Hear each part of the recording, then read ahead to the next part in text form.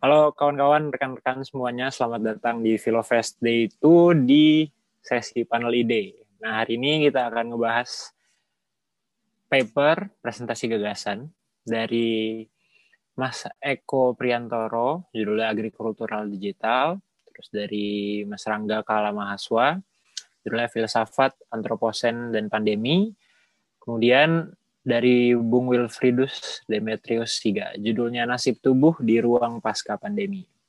Di ruang digital pasca pandemi. Selain itu bakal ada presentasi juga dari komunitas, yaitu LSF Sofia, dan dari penerbit Cantrik Pustaka. Nanti untuk teman-teman yang mau tanya, bisa langsung tanya di link yang akan dibagikan di ruang chat. Tanpa berbasa-basi lagi, mari kita mulai dulu. Untuk presentasi gagasan pertama, dipersilakan Bung Eko Priantoro dengan judul Agrikultural Digital. Oke,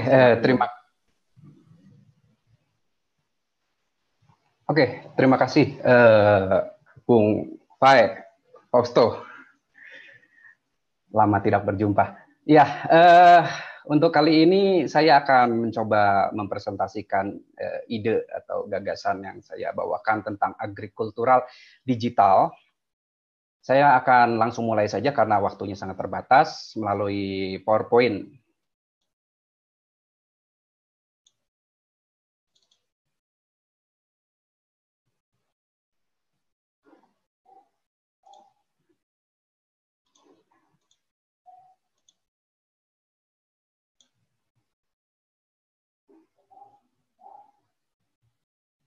Apakah sudah keluar, Bung Pai? Sudah? Oke. Sudah terlihat, Bung. Oke. Siap.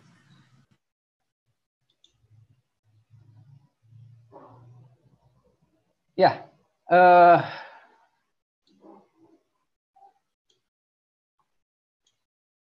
ya untuk agrikultural digital itu sendiri sebenarnya saya mencoba untuk merespon budaya pop tentang apa itu yang dimaknai sebagai agrikultural, yang kalau misalkan kita secara umum kita tahu itu urusan yang bercocok tanam atau mengolah tanah ya. Jadi kira-kira apa sih yang mencoba kita tawarkan di sini? Saya tawarkan di sini.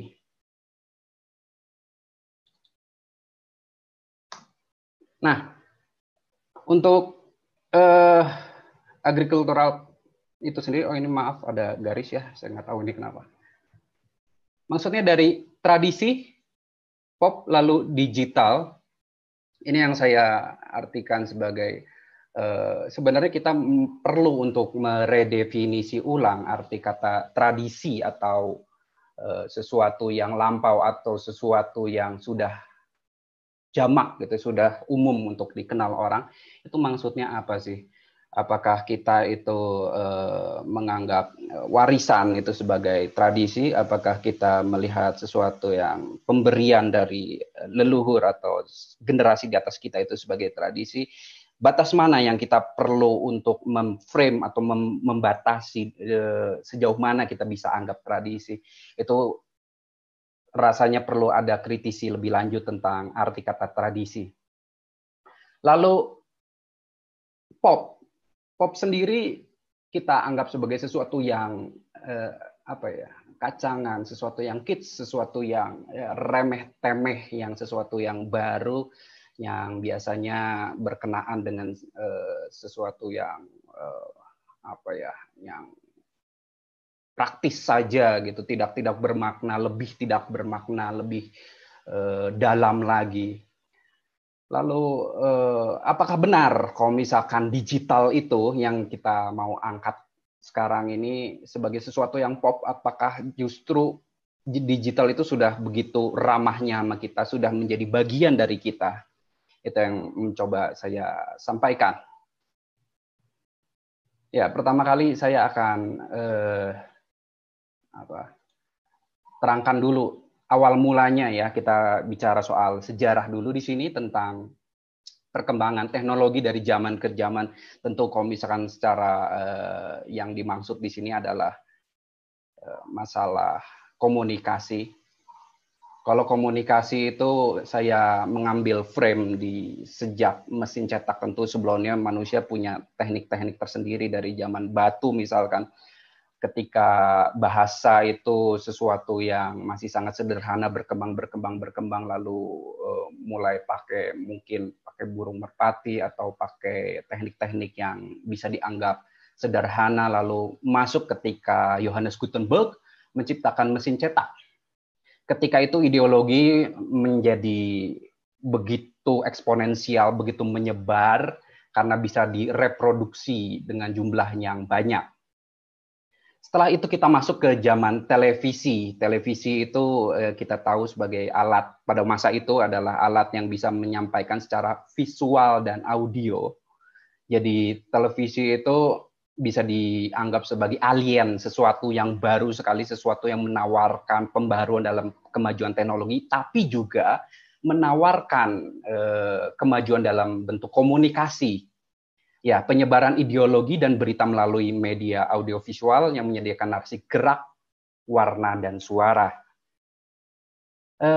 Sekitar ya 3 dekade lah, tahun 90-an, lalu tahun 2000-an, lalu sangat berkembang pesat di beberapa tahun terakhir ini kita kenal sekali yang namanya internet. Nah, di sini kita mesti kembali mengingat ulang bahwa internet itu sebenarnya bukan sesuatu yang sangat baru ya, karena barusan saya sebutkan ini cerita beberapa dekade yang lampau, tapi internet ini punya signifikansi yang menarik ketika kita kaitkannya dengan masa ini, masa pandemi ini. Masa pandemi ini menawarkan juga mempersulit mungkin ya kita untuk berkomunikasi, tapi sejauh mana teknologi itu bisa membantu kita untuk berkomunikasi.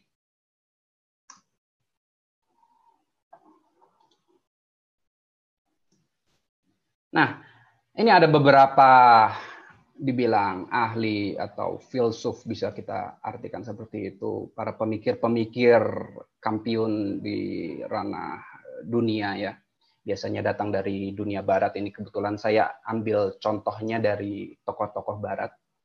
Salah satunya Marshall McLuhan, bahwa kemajuan teknologi membuat kita berpikir ulang bahwa sebenarnya setiap media memiliki bahasanya sendiri. Masing-masing media berbicara bukan dari apa yang disampaikan, melainkan dari kedirian sang media.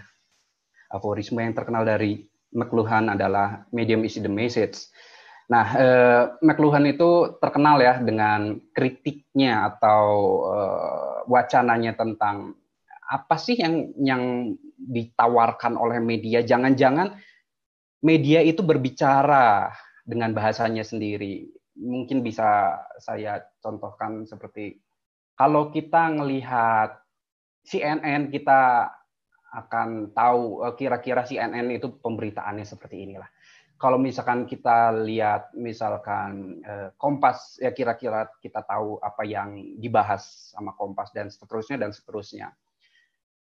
Tapi ada juga pendapat-pendapat yang wacananya seolah-olah negatif dalam artian pesimis tentang, wah itu kalau misalkan media-media seperti TV itu bakal membunuh media-media lain yang terdahulu. Lagian juga televisi itu kan seperti mengunci kita karena kita visual dan audio itu sudah terlock dengan satu tujuan, yaitu si box televisi, box ya waktu dulu itu masih bentuknya box. Itu datang dari Neil Postman.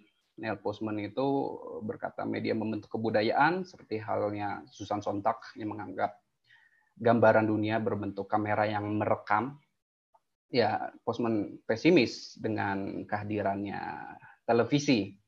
Berbeda dengan Stephen Johnson. Stephen Johnson juga itu seorang penulis, dia seorang pemerhati budaya populer juga.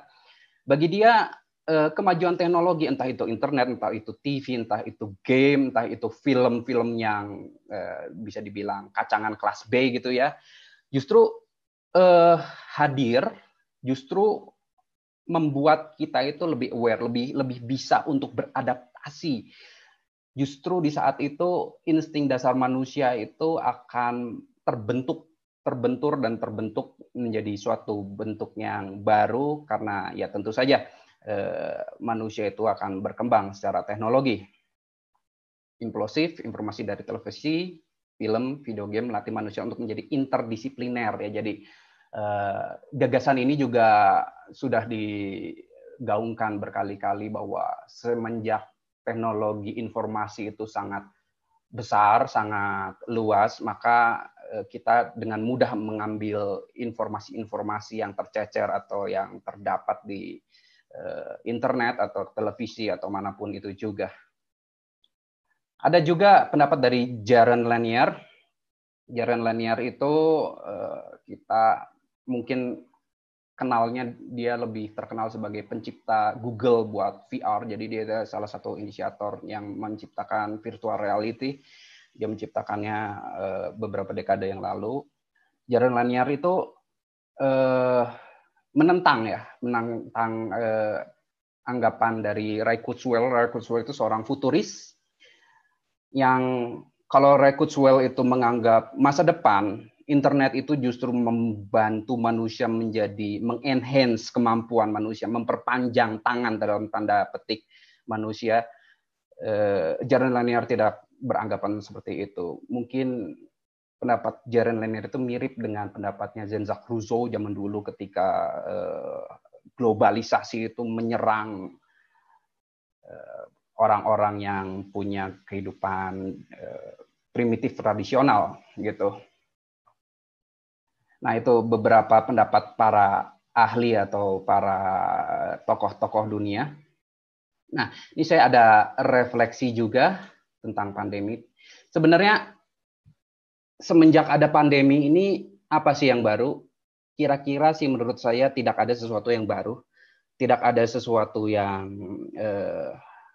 berkembang secara teknologi. Sebenarnya kita menggunakan internet, kita sudah bisa menggunakan Zoom dari zaman sebelum pandemi, kita sudah bisa menggunakan taksi online, jasa antar makanan online, GoSend dan lain sebagainya, e-commerce. Itu udah suatu yang umum-umum saja, tidak ada pembaruan, cuma kita mengoptimalisasi saja penggunaannya. Nah,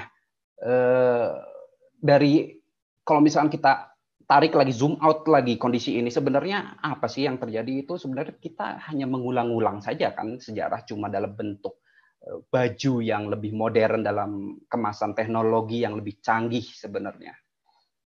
Lalu yang saya anggap sebagai agrikultural di sini, kita menganalogikan ya, anggapnya kita tahun 2000-an, tahun 90-an gitu kan, kita masih gagap teknologi internet.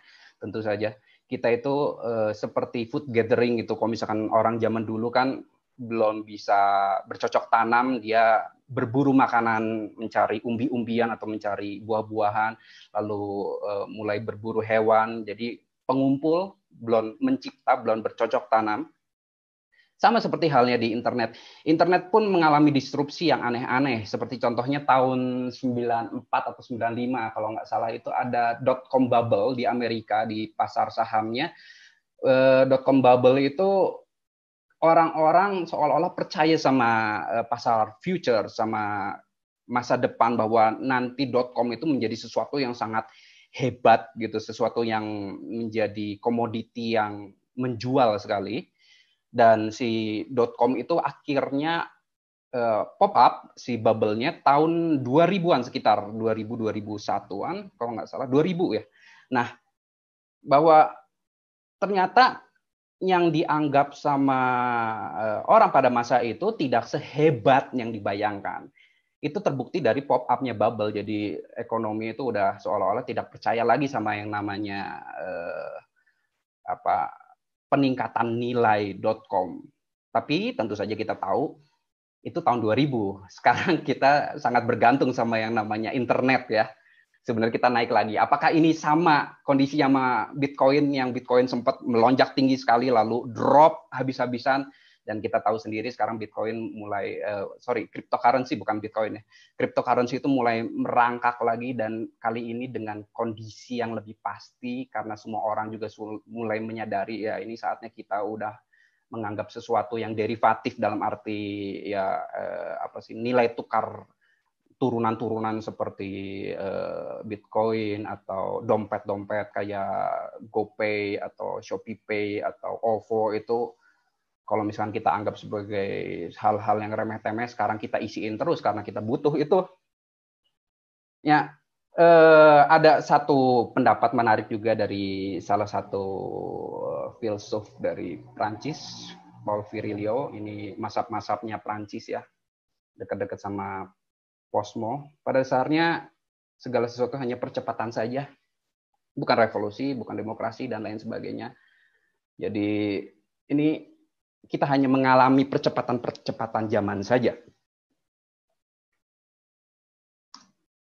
Ya, lanjut ke disrupsi digital dan gegar budaya. Yang saya maksud dari disrupsi digital dan gegar budaya ini adalah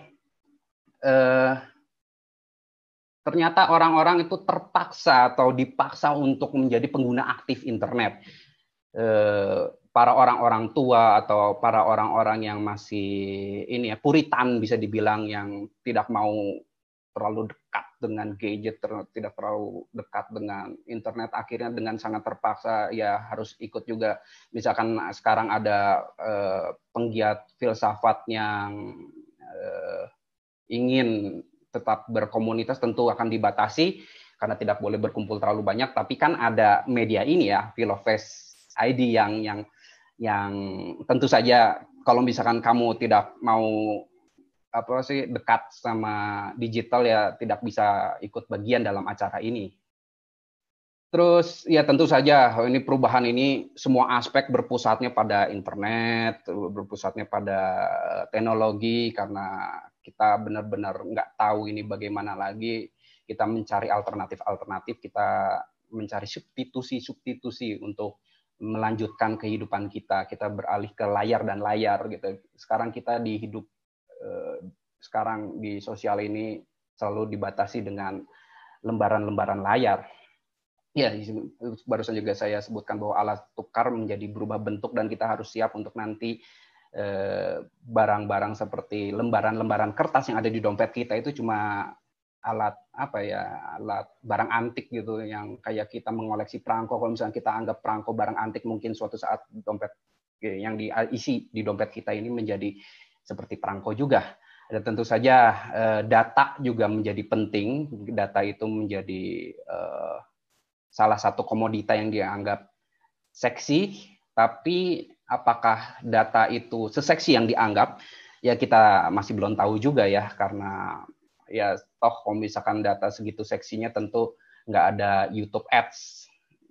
Netflix juga tetap tidak mau untuk dikasih tax atau pajak ya sama Sri Mulyani. Tapi ya tentu ada kompromi-kompromi seperti itu. Ya kita lanjut ke dunia seni. Kenapa saya langsung meloncat pada dunia seni? Sebenarnya seni yang saya anggap di sini adalah seni yang sebagai jejaring, seni yang mengisi relung-relung antara disiplin-disiplin yang berbeda-beda, sektor ekonomi, sektor pendidikan, sektor industri, sektor farmasi dan lain sebagainya, transportasi dan lain sebagainya. Kenapa seni? Karena pada dasarnya saya beranggapan bahwa seni itu adalah suatu proses ya, yang kita tahu bahwa bahwa kalau misalkan di seni itu kan orang mencoba mengabstraksi sesuatu yang konkret, dan di dunia seni ini yang tampak terasa ya perubahannya ketika kita mengalami pandemi. Kita lihat di industri film seperti halnya industri film menurun drastis, dan diskusi-diskusi seperti pada umumnya ya, moderator itu salah satu penggiat film juga tentu tahu bahwa bagaimana kesusahannya berdiskusi atau kita nonton ke bioskop, akhirnya jadi film-film downgrading. Terus kita, bukan saya maksudnya meng-underestimate film tilik, tapi kan kita biasanya kalau misalkan tahun lalu kita mati-matian membahas soal film-film si Bong Joon-ho, si Parasit itu ya, Tapi kok kita sekarang jadi ngebahasnya film pendek tilik gitu yang katanya cetek dan cemen gitu. Tapi apakah ini suatu kemunduran? Menurut saya tidak juga. Justru ini saatnya ada panggung untuk film-film sederhana seperti tilik. Lalu musik misalkan, musik tentu saja tidak jauh dari urusan promo, monetize, bagaimana para musikus-musikus itu bisa menjual karyanya dia tentu akan menjadi suatu kendala kalau misalnya mereka tidak bisa konser. Nah, selain daripada film, musik, apalagi pementasan teater dan lain sebagainya itu ada sektor-sektor lain seperti sektor game yang kita anggap sebagai sudah menjadi bagian dari seni juga karena sudah dipamerkan di MoMA ya, Museum Modern of Art di New York, bahwa game itu berbeda nih kondisinya sama musik dan lain-lain karena video game itu justru mengalami peningkatan, justru mengalami lonjakan pembelian, lalu orang-orang yang tidak bisa kemana-mana jadi main game kan, terus ya kita bisa lihat sendiri secara statistik penjualannya, perniagaan game itu meningkat, walaupun memang ada event-event seperti pertandingan, turnamen dunia itu nggak bisa berkumpul di satu tempat, tapi tetap berjalan, dan penundaan beberapa game-game yang ditunggu-tunggu orang seperti Cyberpunk 2077 dan lain sebagainya. Ya, selain itu juga ada media sosial, segala sesuatu yang berhubungan dengan media sosial itu tentu akan mendapat panggung dari kondisi pandemi ini. Pameran jadi virtual, harus pakai media sosial, lalu komik-komik digital yang mungkin dipandang sebelah mata sekarang justru diminati karena kita terbiasa di rumah dan menikmati segala sesuatu informasi, hiburan dari gadget atau internet. Nah, posisinya sekarang Punten Bung Eko, sorry nanti kalau bisa dipercepat karena waktunya tinggal siap. Iya, oke, siap. Saya minta waktu sedikit lagi ya. Ya ini posisinya tentu kebudayaan dan seni manusia tidak mungkin musnah karena ya tentu saja semasa masih ada manusia tidak mungkin seni itu dan kebudayaan dihilangkan. Budaya dan seni adalah proses bukan hasil, itu yang saya percayai. Perubahan paradigma tidak berarti kemusnahan suatu bentuk seni, tapi hanya berubah saja bentuknya. Sama halnya dengan insting primordial, peradaban dan terus beradaptasi seperti itu.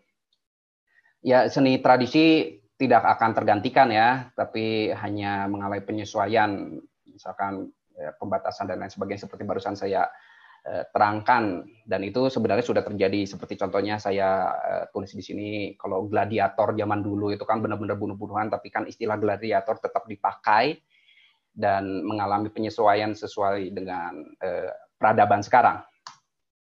Ya, ini analisanya kalau saya boleh mencoba memberi pendapat tentang analisa masa lampau.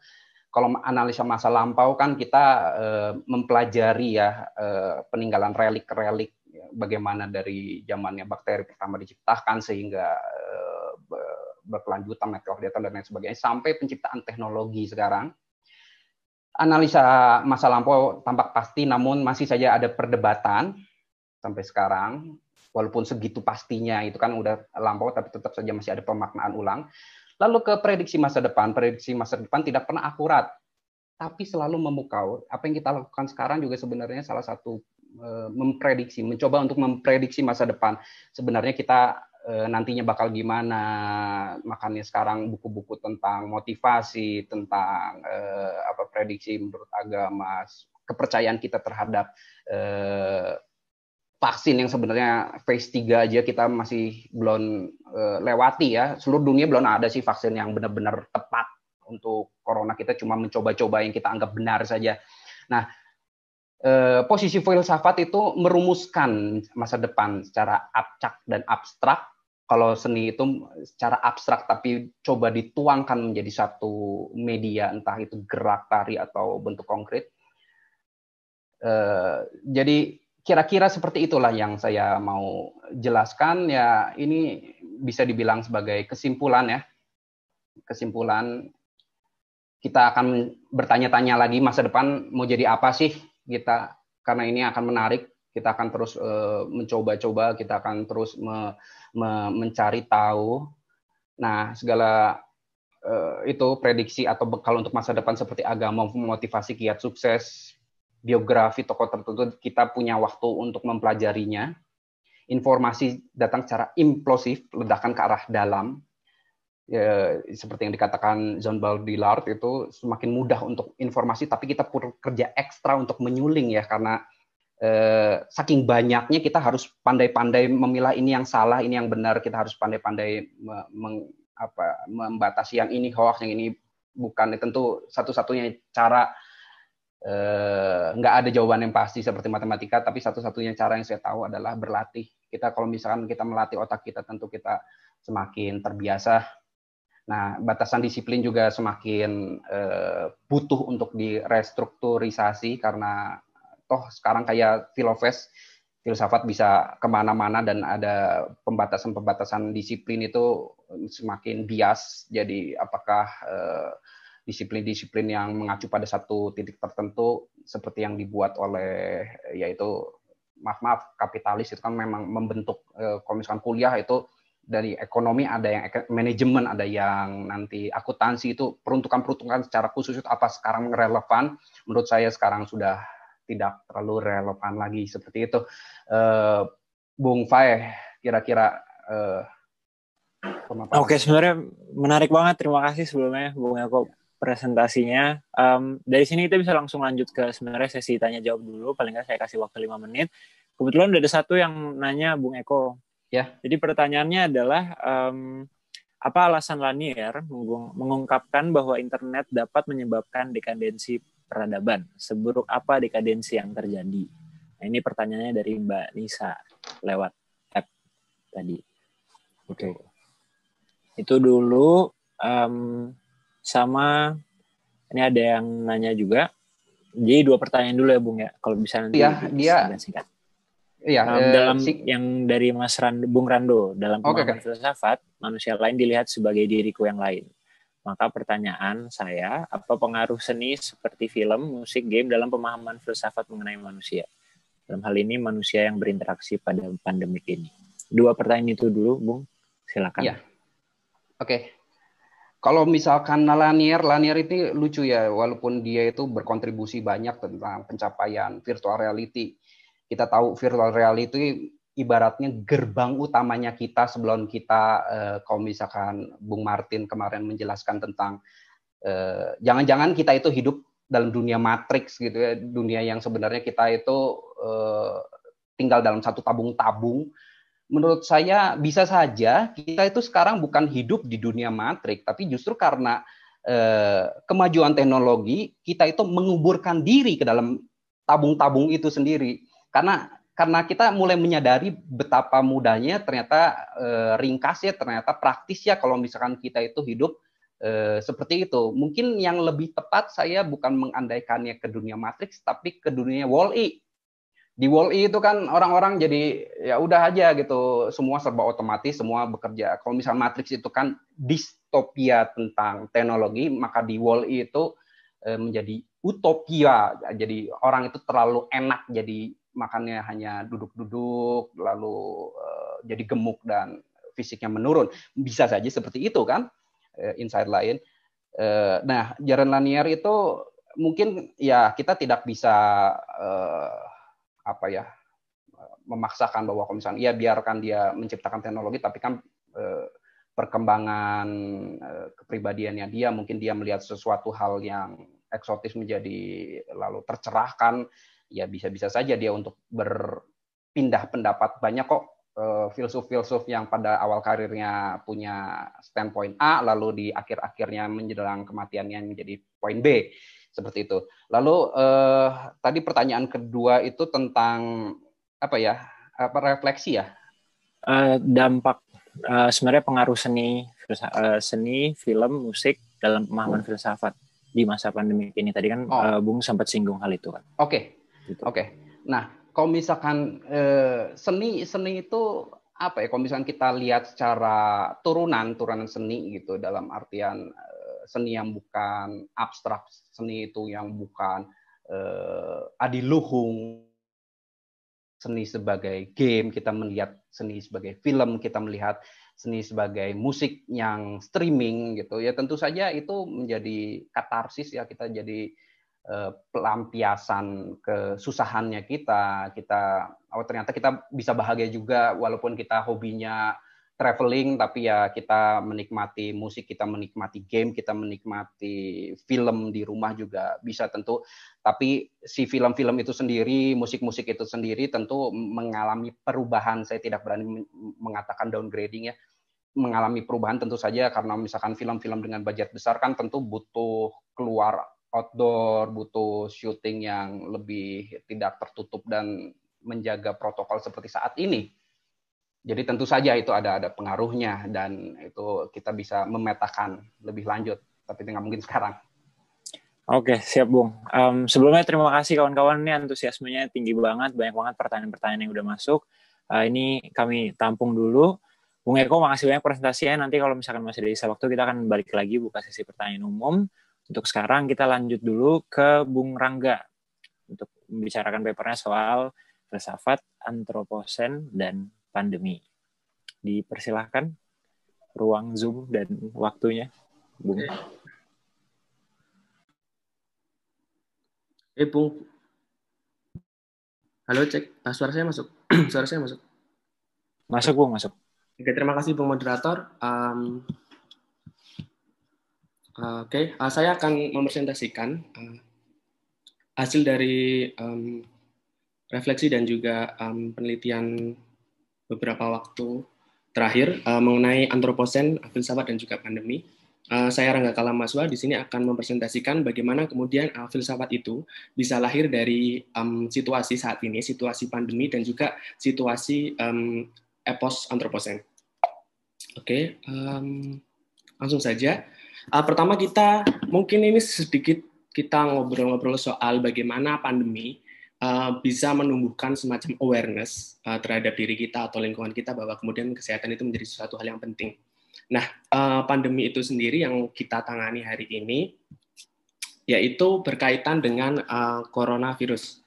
Coronavirus itu sendiri kita tahu bahwa penyebarannya itu dari hewan ke hewan atau dari hewan ke manusia atau dari manusia ke manusia.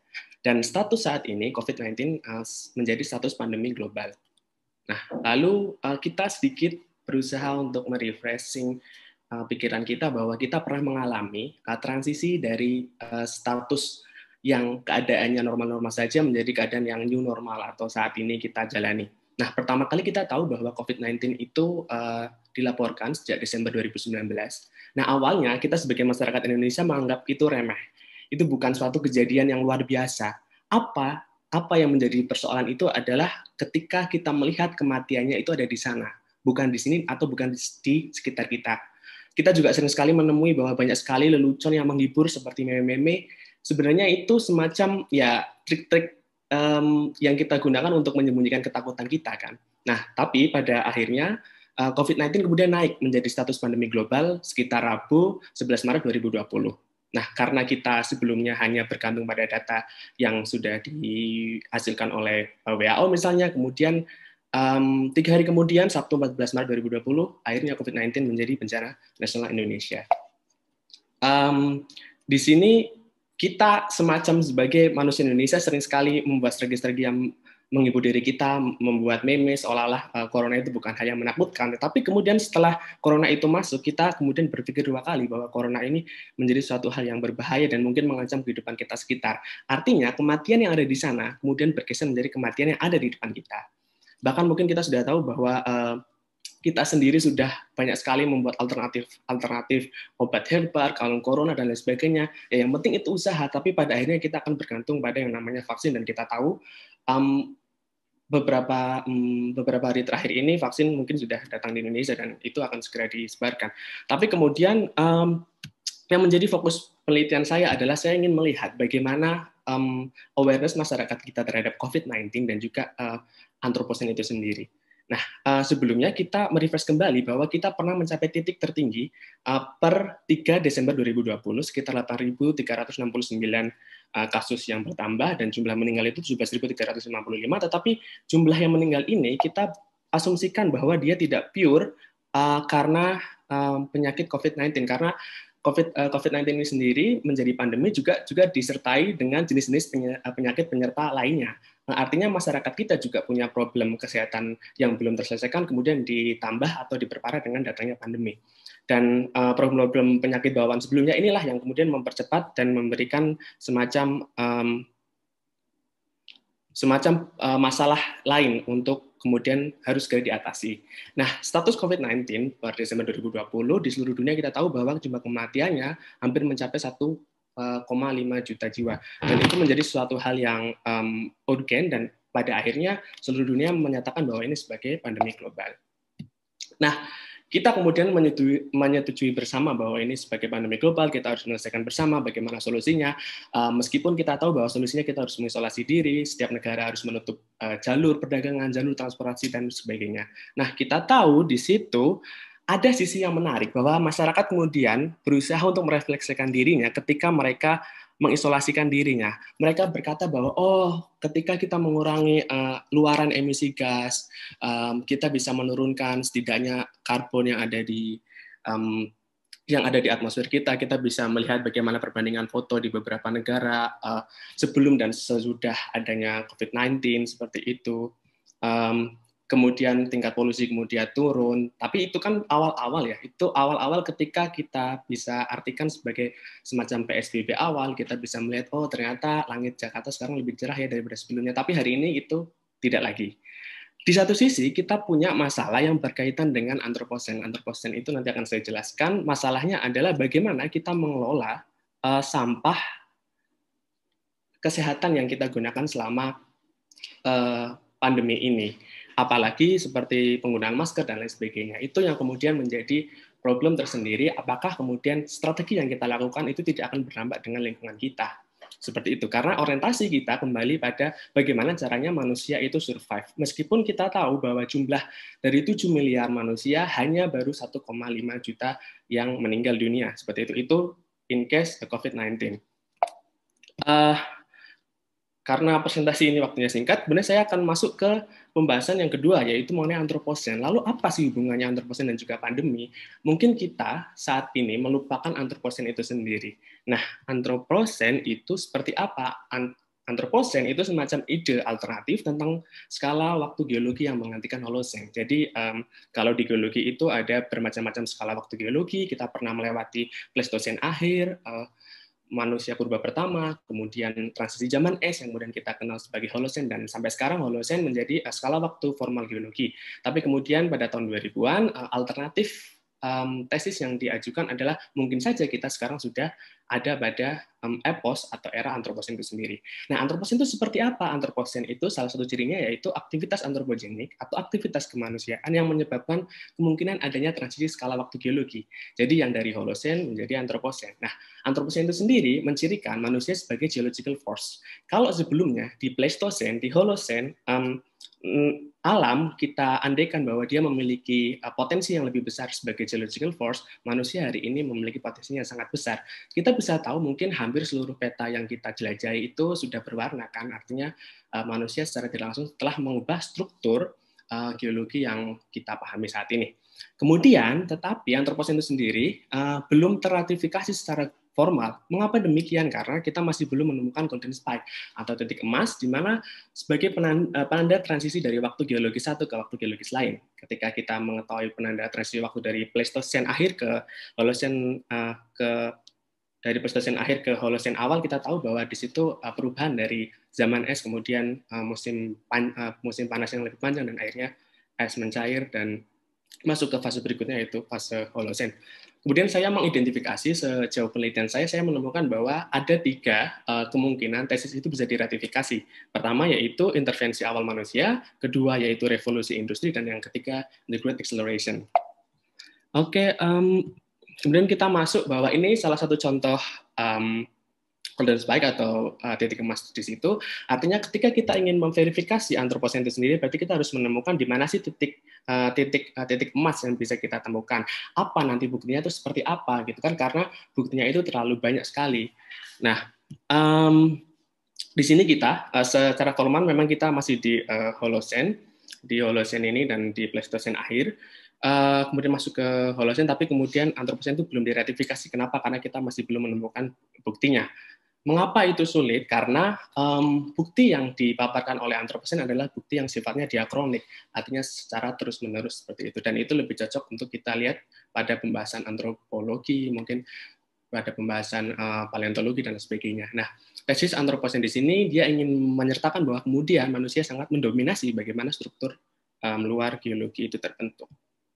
Nah, tetapi saat ini kemudian Anthropocene itu sendiri tidak hanya menjadi pembahasan diskursus para ahli geologi, tetapi juga menjadi pembahasan sebagian besar para kalangan non-geologi, misal dari ilmu sosial, dari filsafat, dan juga bahkan seni.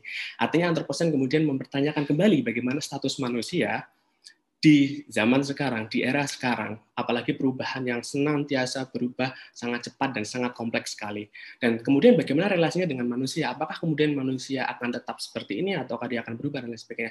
Bagi sebagian besar orang geologi yang hanya mencari bukti otentik secara ilmiah melalui fosil-fosil, melalui sedimentasi tanah dan lain sebagainya, mungkin dia tidak akan menghiraukan bagaimana prosesi kemanusiaan yang akan terjadi di era Anthropocene ini. Problemnya sangat banyak, kita sering mengetahuinya. Oke, dari tiga kemungkinan ratifikasi yang mungkin saja kita bisa menentukan kapan sih sebenarnya transisi Holocene ke Anthropocene itu kapan gitu. Kita bisa mengetahui yang pertama yaitu intervensi manusia awal.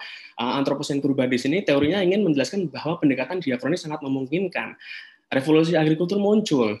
Berarti di situ intervensi manusia sangat besar sekali. Bukti fosil purba, artefak, peralatan, dan arang purba, penjelajahan, pembukaan lahan, dan juga domestifikasi hewan pertama kali. Tetapi kemudian dalam perdebatannya, intervensi awal manusia ini memiliki kelemahan di mana persebaran buktinya yang masih sifatnya regional dan kebertahanan fosil. Contohnya ketika di Afrika saja atau di mana. Sedangkan bukti perubahan atau transisi skala waktu geologi itu harusnya sinkronik dan global.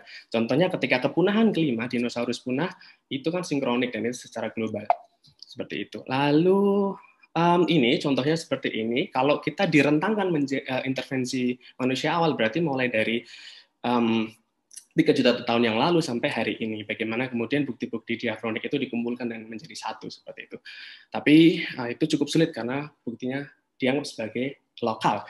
Dan kemudian yang kedua yaitu tesis revolusi industri. Di tesis ini dia ingin melihat bahwa temuan musim uap, perluasan penggunaan batu bara, industrialisasi dan spesialisasi kerja itu menjadi kemungkinan adanya titik di mana emisi karbon itu mungkin meningkat sekitar abad ke-18 sampai saat ini. Tetapi kemudian bukti itu juga masih disanggah karena bukti industrialisasi belum cukup masif dan global. Tetapi yang penting adalah di era revolusi industri ini cukup mengawali percepatan berikutnya.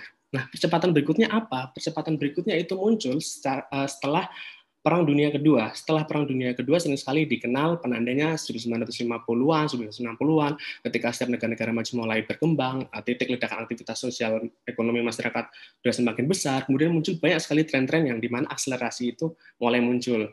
Entah jumlah manusia yang semakin banyak, kemudian peningkatan transportasi, globalisasi yang benar-benar mulai masif, dan bahkan banyak sekali perubahan-perubahan yang tidak hanya mempengaruhi aktivitas manusia, tetapi bagaimana sistem biosfer itu muncul. Dan bahkan ada tesis yang mengatakan bahwa kemungkinan besar the Great Acceleration itu akan mengawali ancaman kepunahan ke-6.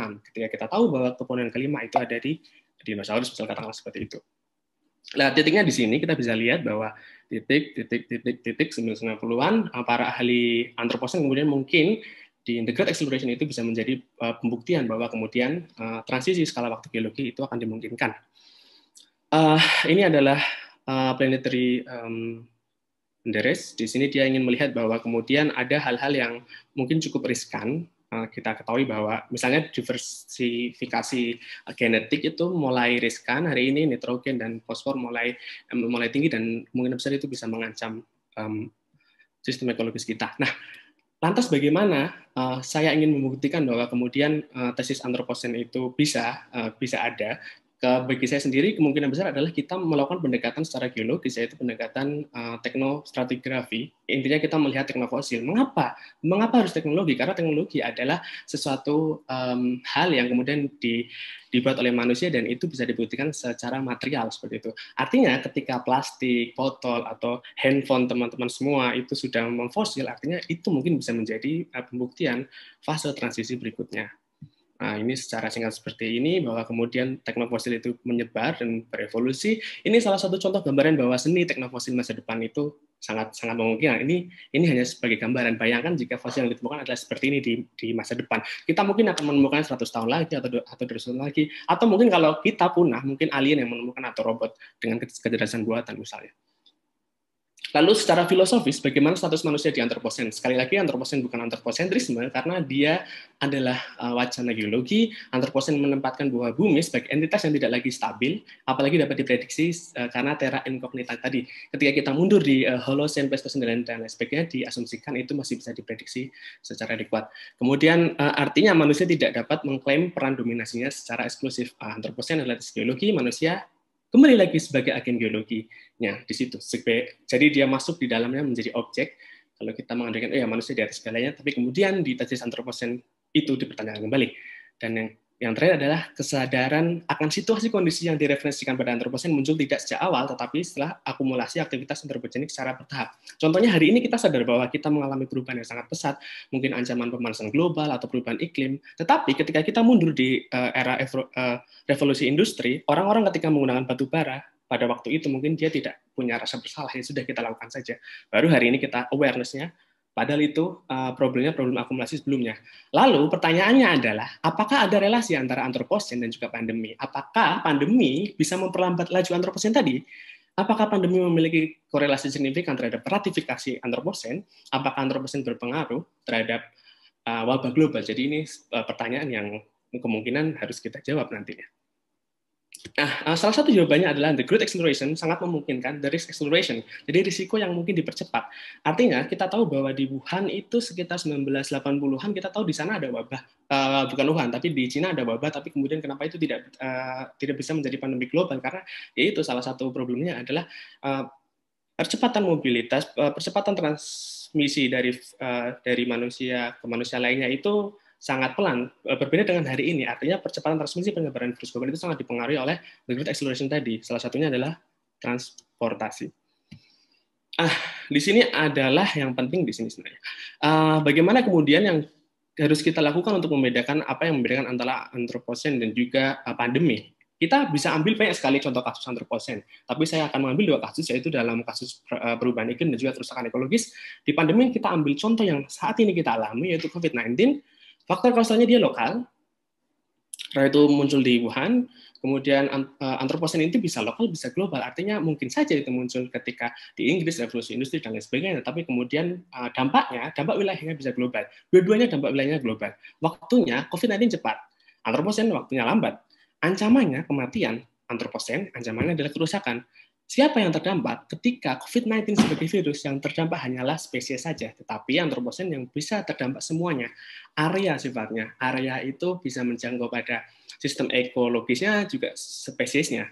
Dan bagaimana prioritas mitigasinya? Nah ini, di sini kita bisa melihat bahwa pandemi itu sifatnya lokal dan isolasi. Artinya keberhasilan setiap negara itu ditentukan bagaimana tingkat isolasinya, bagaimana tingkat penanganan dan juga mitigasinya. Sedangkan antroposen itu lebih ke arah global, politik global, bagaimana politik karbon dan lain sebagainya dilakukan.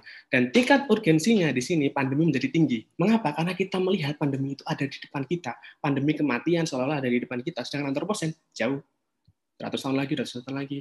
Ya seperti halnya orang-orang ketika di era industri revolusi dulu ya sudah tidak apa menggunakan batu bara.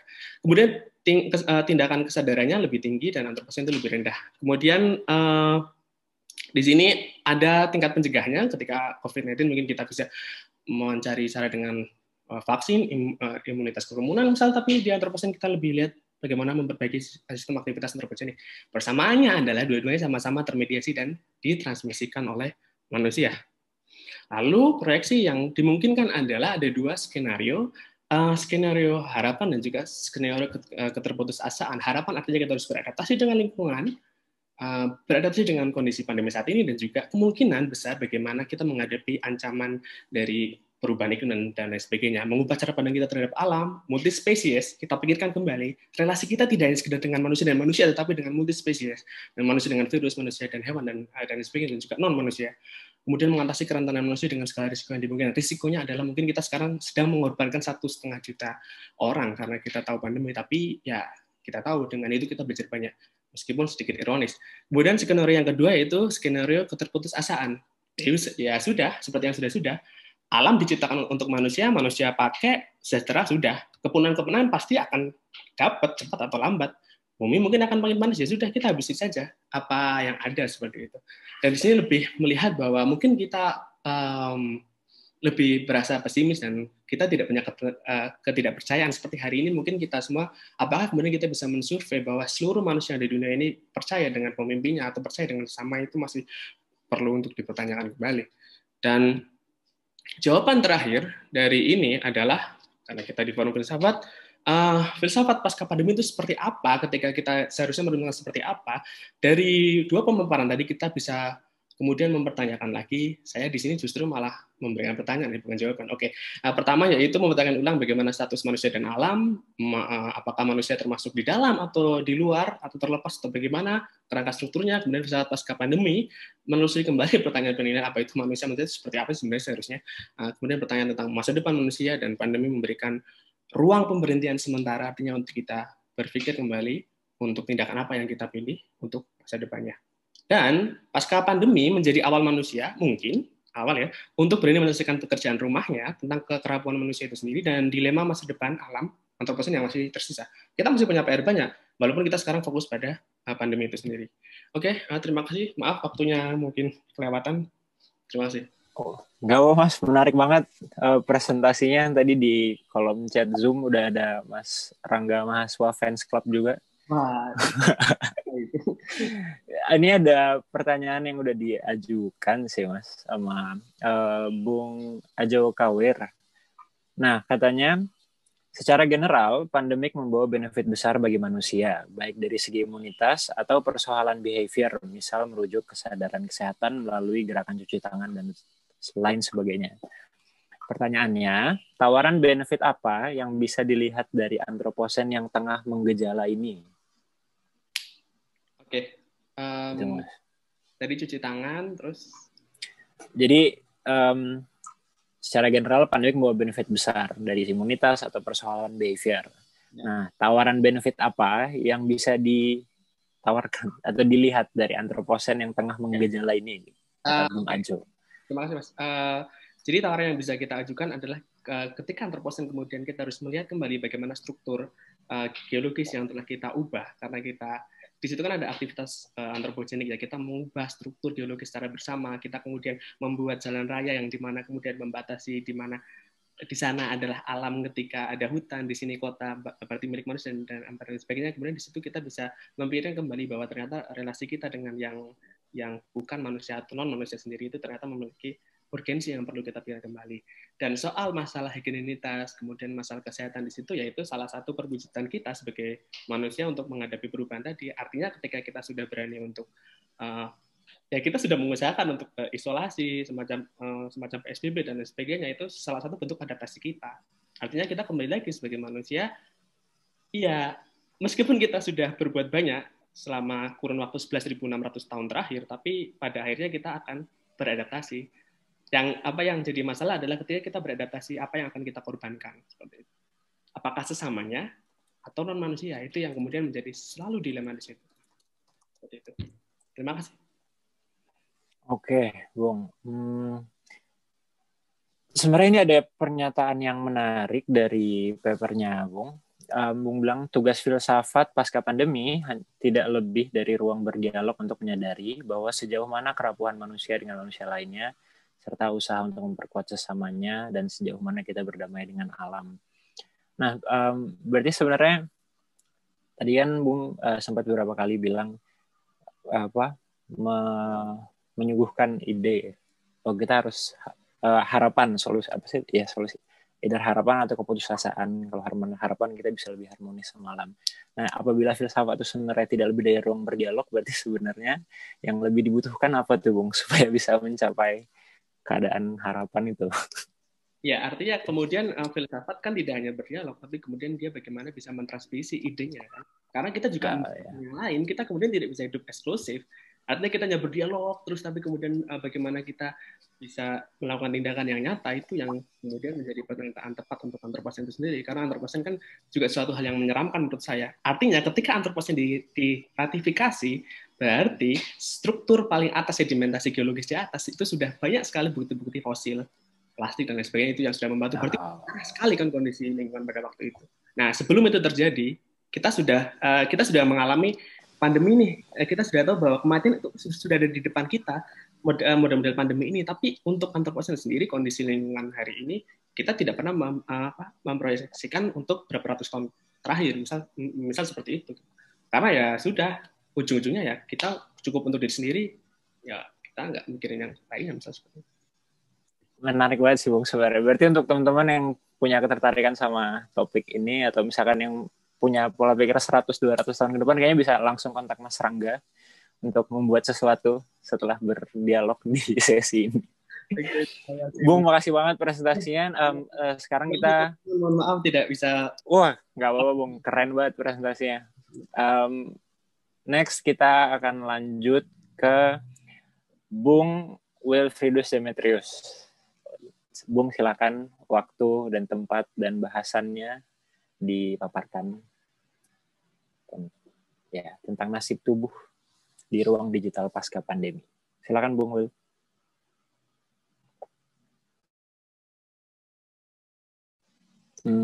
Bung Wilfriedus, terdengarkah? Halo.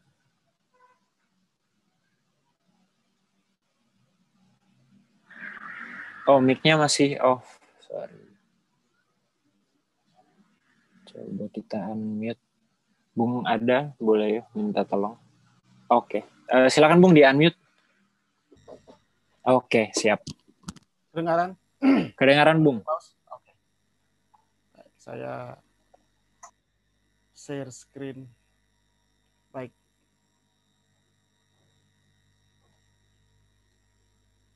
Ya, selamat sore teman-teman. Gitu ya.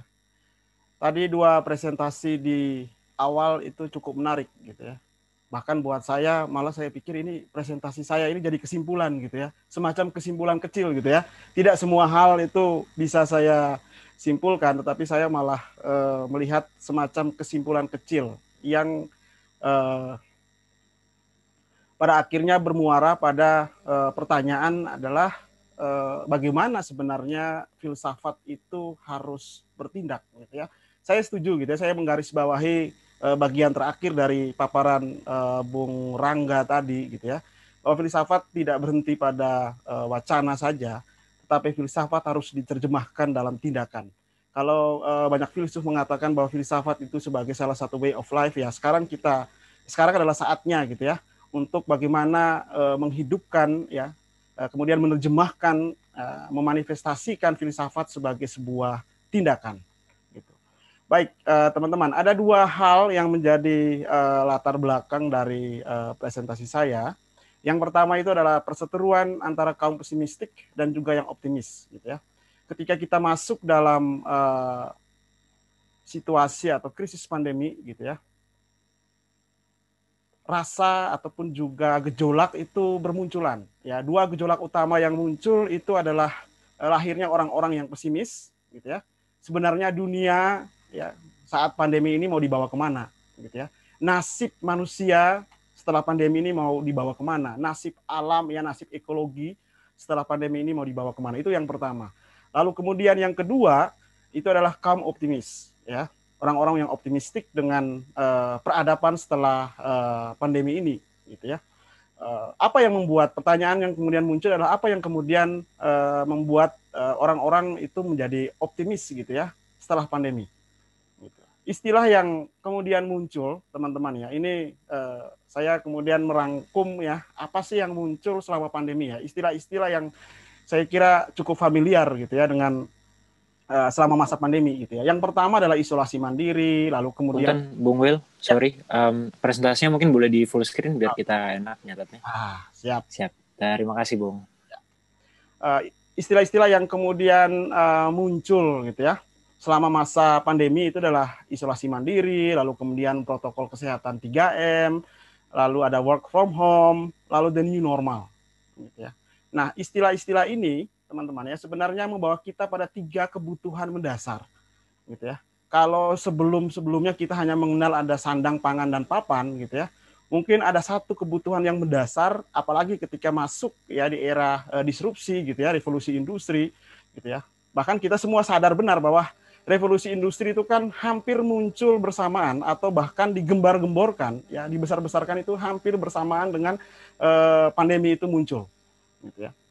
Nah, apa saja yang menjadi 3 kebutuhan yang kemudian kita sebut sebagai kebutuhan yang baru sekarang? Yang pertama itu adalah soal asupan gizi, gitu ya, yang berhubungan dengan kesehatan.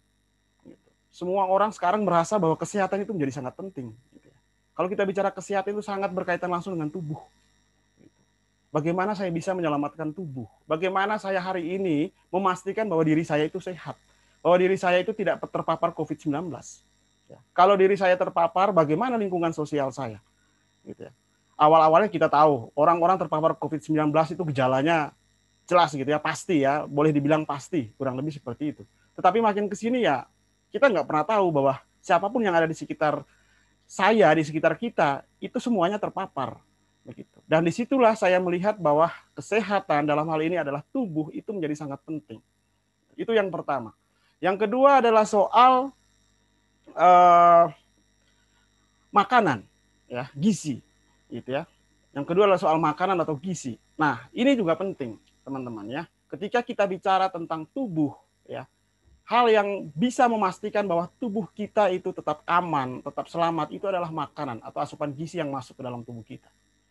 Dan yang ketiga, ya, ini yang kemudian buat saya menyebutnya dengan jiwa itu bisa tetap hidup gitu ya. Jadi yang ketiga ini bukan lagi bicara ke tubuh, tetapi membuat jiwa kita itu tetap hidup, yaitu soal informasi, soal data. Tadi sudah banyak diceritakan panjang lebar oleh Mas Eko, lalu kemudian oleh Mas Rangga gitu ya, tentang bagaimana jiwa itu tetap hidup walaupun dalam posisi ini, walaupun kita berada dalam kondisi isolasi mandiri, walaupun kita dipaksa untuk tetap berada dalam protokol kesehatan, kita tetap melakukan WFH, gitu ya. Tetapi bagaimana dalam 3 situasi itu jiwa itu harus tetap hidup. Apa yang kemudian menghidupkan jiwa? Yang menghidupkan jiwa adalah informasi, yang menghidupkan jiwa adalah data. Gitu ya. Kalau sebelum-sebelumnya orang mengatakan bahwa wah saya merasa kemana-mana nggak nyaman kalau nggak bawa handphone gitu ya. Saya kemana-mana nggak nyaman kalau nggak punya pulsa. Ya sekarang kita benar-benar merasakan ya bahwa informasi, data, pulsa, paket data, kuota ataupun apa namanya itu menjadi kebutuhan, bahkan kebutuhan primer, melebihi kesehatan kita, melebihi makanan atau asupan gizi yang masuk ke dalam tubuh kita. Dari 3 hal ini ya teman-teman, ya istilah yang kemudian dimunculkan pada saat pandemi ini adalah the new normal. Ya, ini bukan istilah baru sebenarnya ya. Kalau saya mencoba membaca beberapa literatur ya, sebenarnya istilah ini sudah dicetuskan oleh Muhammad L. Erian gitu ya, kurang lebih ketika krisis 97 sampai ya 97-98 lah, krisis ekonomi. Dan ya the new normal yang dimaksudkan di situ adalah soal ekonomi gitu ya. Dan ketika pandemi ini merebak ya menjadi krisis ya, nah istilah ini muncul lagi, lalu isu atau wacana apa yang muncul kembali lagi soal ekonomi gitu. Pertanyaannya gitu ya, tubuh lalu ada di mana? Kalau kita bicara tentang pandemi yang ada hubungannya dengan virus, yang ada hubungan dengan jasad renik, lalu tubuh itu di mana gitu ya. Lalu tubuh itu harus dihidupkan dengan apa? Apakah hanya sekedar informasi? Apakah hanya sekedar data itu bisa menghidupkan tubuh? Saya kira tidak juga. The new normal itu kemudian istilahnya itu menjerumuskan kita dalam wacana bahwa the new normal yang dimaksudkan itu adalah ekonomi. Betul. Ya. Kita tidak bisa memungkiri itu. Gitu ya. Selama situasi pandemi banyak sekali orang yang teriak tentang miskin, bahwa kami di PHK, bahwa kemudian soal gaji, soal pendapatan, gitu ya. Nah, ini yang kemudian membawa saya pada pertanyaan ini, teman-teman. Ya.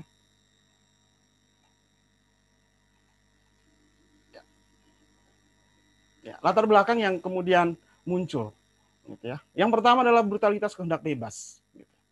Ketika pandemi ini merebak, gitu ya, bahkan sampai hari ini kita belum tahu kapan, gitu ya. Walaupun beberapa hari yang lalu antivirus itu sudah datang, gitu ya, sudah kurang lebih 1,2 atau 1,5 antivirus itu sudah disiapkan. Saya kira bahwa ini, ya, gejolak ini tidak akan pernah selesai, teman-teman, ya. Brutalitas soal kehendak bebas, ya. Maka tadi yang pertama saya mengatakan bahwa ada dua perseteruan, gitu ya, kaum optimistik, lalu kemudian yang kedua itu adalah kaum pesimistik. Nah, sekarang ketika kita bicara soal kehendak bebas, ya, ada dua fenomena yang juga yang kemudian muncul, yaitu soal kepatuhan dan ketakutan. Bicara tentang kehendak bebas itu sangat dekat soal bagaimana saya harus patuh, gitu ya, mengikuti, ya, suara hati saya. Dan yang kedua adalah bagaimana saya harus patuh karena takut, gitu ya. Itu dua hal yang berbeda, ya. Patuh, ya, patuh karena kebutuhan, patuh karena hati nurani, lalu kemudian patuh karena takut, itu adalah dua hal yang berbeda. Lalu yang kedua adalah soal ini, desakralisasi akibat dominasi sains dan rasionalitas. Gitu ya. Kita tidak bisa memungkiri, gitu ya, beberapa bulan ini kita berada dalam situasi pandemi, tetapi ini, ya, wacana yang kemudian diangkat, ya, ke permukaan oleh media sosial, ya, oleh teknologi itu ini, ya, soal dominasi sains dan rasionalitas. Lalu orang kemudian, ya, tadi saya kembali lagi dengan pernyataan saya tadi, orang kemudian apa ya, seolah-olah melupakan, gitu ya, ya, tubuh ya menjadi tidak ada gunanya, gitu ya. Kapitalisme global, gitu, yang kemudian memunculkan istilah paradigma teknokratis itu tadi sudah dijelaskan panjang lebar. Saya tidak akan mengulang banyak hal soal ini, gitu ya, karena ya Mas Eko, Mas Rangga sudah cerita panjang lebar, gitu ya. Kapitalisme global itu kemudian ya jadi wacana baru, gitu. Orang ya kita kemudian mikir lagi, gitu ya, sebenarnya ini pandemi, gitu ya, atau isu lama soal ini kapitalisme global, ya, yang didominasi, ya, sekarang ya dominasinya jelas, gitu ya, teknokratis, gitu. Ya, paradigma teknokratis ini yang mendominasi sehingga virus sekalipun itu dianggap sebagai produk dari teknologi, produk dari rasionalitas, produk dari sains. Dan kita ya banyak wacana soal itu, gitu ya, banyak ya antropolog, ya ilmuwan, ya mereka yang ahli secara kesehatan juga bicara tentang itu, gitu ya. Lalu yang berikut adalah teknologi menjadi gerbang baru ke wilayah the new normal. Tadi saya sempat menyinggung bahwa sebelum pandemi ini, ya, itu muncul atau sempat ramai ya wacana yang ya tadi sudah diceritakan oleh Mas Eko di awal, ya, soal revolusi industri 4.0. Ya, banyak orang teriak marah-marah gimana kerjaan, gitu ya. Lalu kemudian nanti di BHK, nanti apa namanya, tenaga fisik tubuh itu kemudian digantikan oleh mesin, gitu ya. Ketika pandemi itu muncul, siapa yang mau teriak? Siapa yang mau protes? Artinya apa? Pandemi itu hanya sebagai gerbang saja untuk masuk kepada the new normal. The new normal apa ya? Personalisasi cyber. Orang dipaksa untuk terima bahwa Anda harus kerja di rumah. WFH itu ya Anda kerja di depan komputer. Anda kerja berbasis data, Anda kerja berbasis informasi. Kalau nggak ada kuota, kalau nggak ada pulsa, kalau nggak ada jaringan, Anda nggak bisa kerja. Selesai persoalannya. Dan kalau kita bicara pendapatan, ya pendapatan dari situ. Makanya tidak heran, teman-teman, ya, online shop ketika masa pandemi, online shop itu bermunculan, gitu ya. Mau yang terdaftar atau mau yang tidak bermunculan, ramai di mana-mana. Orang kemudian bikin masakan di rumah, difoto, lalu kemudian tinggal dikirim. Ya, ini fakta, gitu kan. Berikut, ya. Nah, lalu saya kemudian fokus pada ini, teman-teman, ya. Fokusnya adalah fakta bahwa krisis pandemi ini membuat panik, tidak siap untuk mengatasi, ya. Butuh suatu perubahan radikal untuk masuk dalam situasi kenormalan baru, termasuk juga memperkuat imunitas tubuh.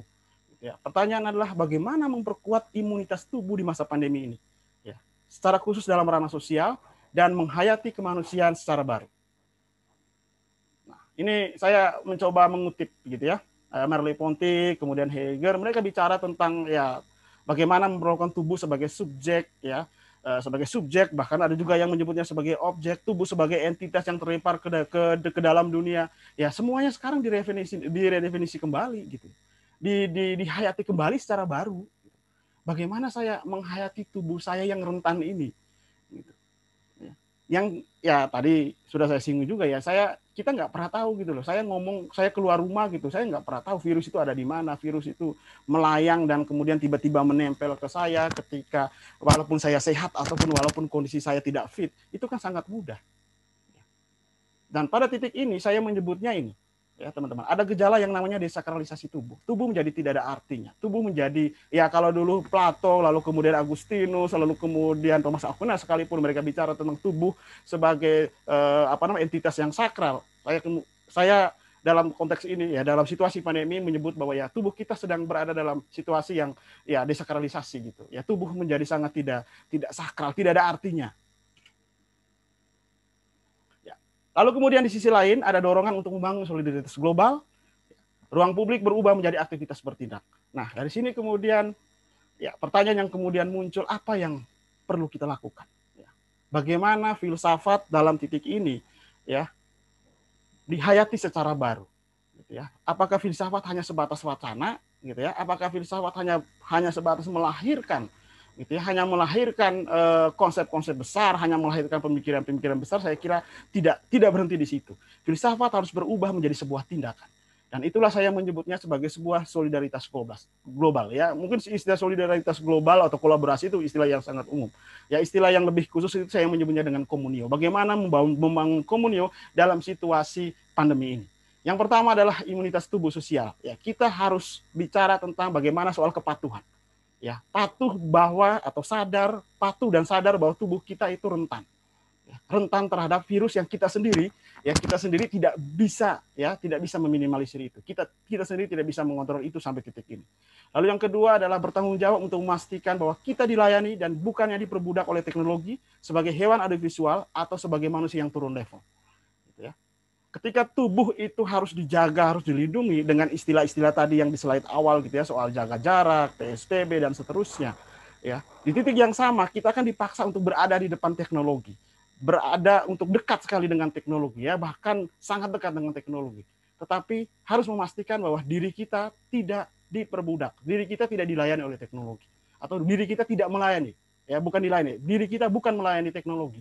Karena kalau diri kita melayani teknologi, yang terjadi adalah ya posisi kita hanya seperti kata Harari gitu ya, hanya sebagai hewan audiovisual atau bahkan menjadi manusia yang turun level atau downgrade. Apa yang perlu dimunculkan? Ini saya mengutip sedikit dari Bung Budi Hardiman ya. Dia punya istilah yang sangat bagus ya. Solidaritas apa ya? Solidaritas global lokal apa yang bisa diwujudkan, atau yang kemudian tadi istilah saya adalah komunio gitu ya. Tindakan komunio apa yang bisa diwujudkan? Filsafat harus diterjemahkan ke dalam kata kerja. Ya, filsafat yang kata banyak filsuf atau banyak orang mengatakan sebagai way of life gitu ya, itu harus diterjemahkan di dalam tindakan. Gitu ya. Saya ingat ya teman-teman ya, karena kebetulan kita di Unpar juga melakukan riset kecil gitu ya soal ini ya, soal solidaritas lokal, solidaritas global apa yang kemudian dibangun selama masa pandemi ini gitu ya. Ada satu hal yang menarik gitu ya, bahwa ketika pandemi itu muncul, orang itu kemudian tergerak. Gitu ya. Orang yang selama ini ya, masing-masing pribadi yang selama ini gitu ya, yang bukan karena virus sekalipun, itu bisa mementingkan dirinya sendiri, bisa mementingkan egonya, itu kemudian tergerak untuk keluar. Gitu, untuk melihat kiri kanan gitu, tetangga saya ini udah makan atau belum? Tetangga saya ini di sebelah saya ini satu keluarga ini kena atau terpapar virus gitu. Bagaimana cara mereka harus bisa bertahan hidup? Apakah mau saya cuekin, saya nggak peduli gitu ya, saya nggak ambil pusing gitu ya. Tetapi pandemi ini, ya, gerakan-gerakan kecil itu kemudian muncul. Gitu ya. Nah, di Bandung gitu ya, ada satu RW ya di Cimahi gitu ya, itu melakukan sebuah gerakan yang saya kira sangat menarik gitu ya. Namanya itu Sasaji gitu ya. Namanya itu adalah Sasaji ya. 1001 jiwa. Gitu ya. Jadi di satu RW itu kemudian melakukan gerakan di mana masing-masing keluarga itu mengumpulkan 1000 aja. Ya, tujuannya untuk apa? Yang selama ini nggak pernah loh. Yang selama ini nggak pernah dilakukan, ini nggak pernah, bahkan mungkin nggak pernah dipikirkan gitu. Tetapi karena pandemi, gitu ya, karena corona, orang kemudian berpikir untuk ya saya ini kemudian ada semacam spirit baru gitu ya. Spirit yang saya kira dalam agama-agama juga mengembangkan itu. Bahwa orang itu memberi bukan karena kelebihan, tetapi juga karena kekurangan gitu. Dan dalam pandemi ini kemudian orang dipaksa untuk itu. ya, bahwa Anda memiliki kekurangan, tetapi Anda juga tidak bisa menutup mata untuk kekurangan-kekurangan lain yang ada di sekitar Anda. Ya, dan gerakan 1001 jiwa itu ya berjalan dengan baik, dikoordinasi dengan baik, kemudian ya kehidupan sosial, kehidupan lokal di situ kemudian bisa terbangun dengan baik walaupun dalam situasi pandemi. Lalu yang berikut adalah perlu rencana global untuk memerangi epidemi ini. Ada informasi, ada koordinasi, lalu kemudian ada bantuan logistik, kemudian ada kesepakatan global dan juga aksi global. Kesaling tergantungan membangun solidaritas kolektif, kolaborasi, kepercayaan, dan saling membutuhkan melalui interaksi menjadi sebuah tindakan repetisi sosial yang hidup dan dihayati. Ini saya mengutip dari Rorty ya. Bertindak itu atas nama kita. Ya, jadi filsafat itu harus diterjemahkan dalam kata kerja tadi ya, bertindak atas nama kita. Makanya saya kemarin ketika mendengarkan paparan dari Bung Martin ya, itu menarik sekali gitu ya. Buat saya itu ya filsafat itu ke depan tuh harus seperti itu. Ya, tidak hanya berhenti dengan wacana, tidak hanya berhenti dengan kolaborasi secara konseptual, tetapi kita juga harus bisa diwujudkan dalam bentuk tindakan. Ya, refleksi dan aksi yang bisa dilakukan. Yang pertama adalah kesadaran akan nilai hidup yang lebih tinggi, lalu kemudian kerenah hati yang termanifestasi dalam tindakan solidaritas dan kerjasama global. Ya, akarnya adalah dari lokal ke global. Lalu kemudian memandang dan memperlakukan orang lain sebagai subjek. Ya, dari segresi ya beralih ke kooperasi. Lalu kemudian pandemi ini juga mendorong kita untuk selalu mengedepankan nilai universal.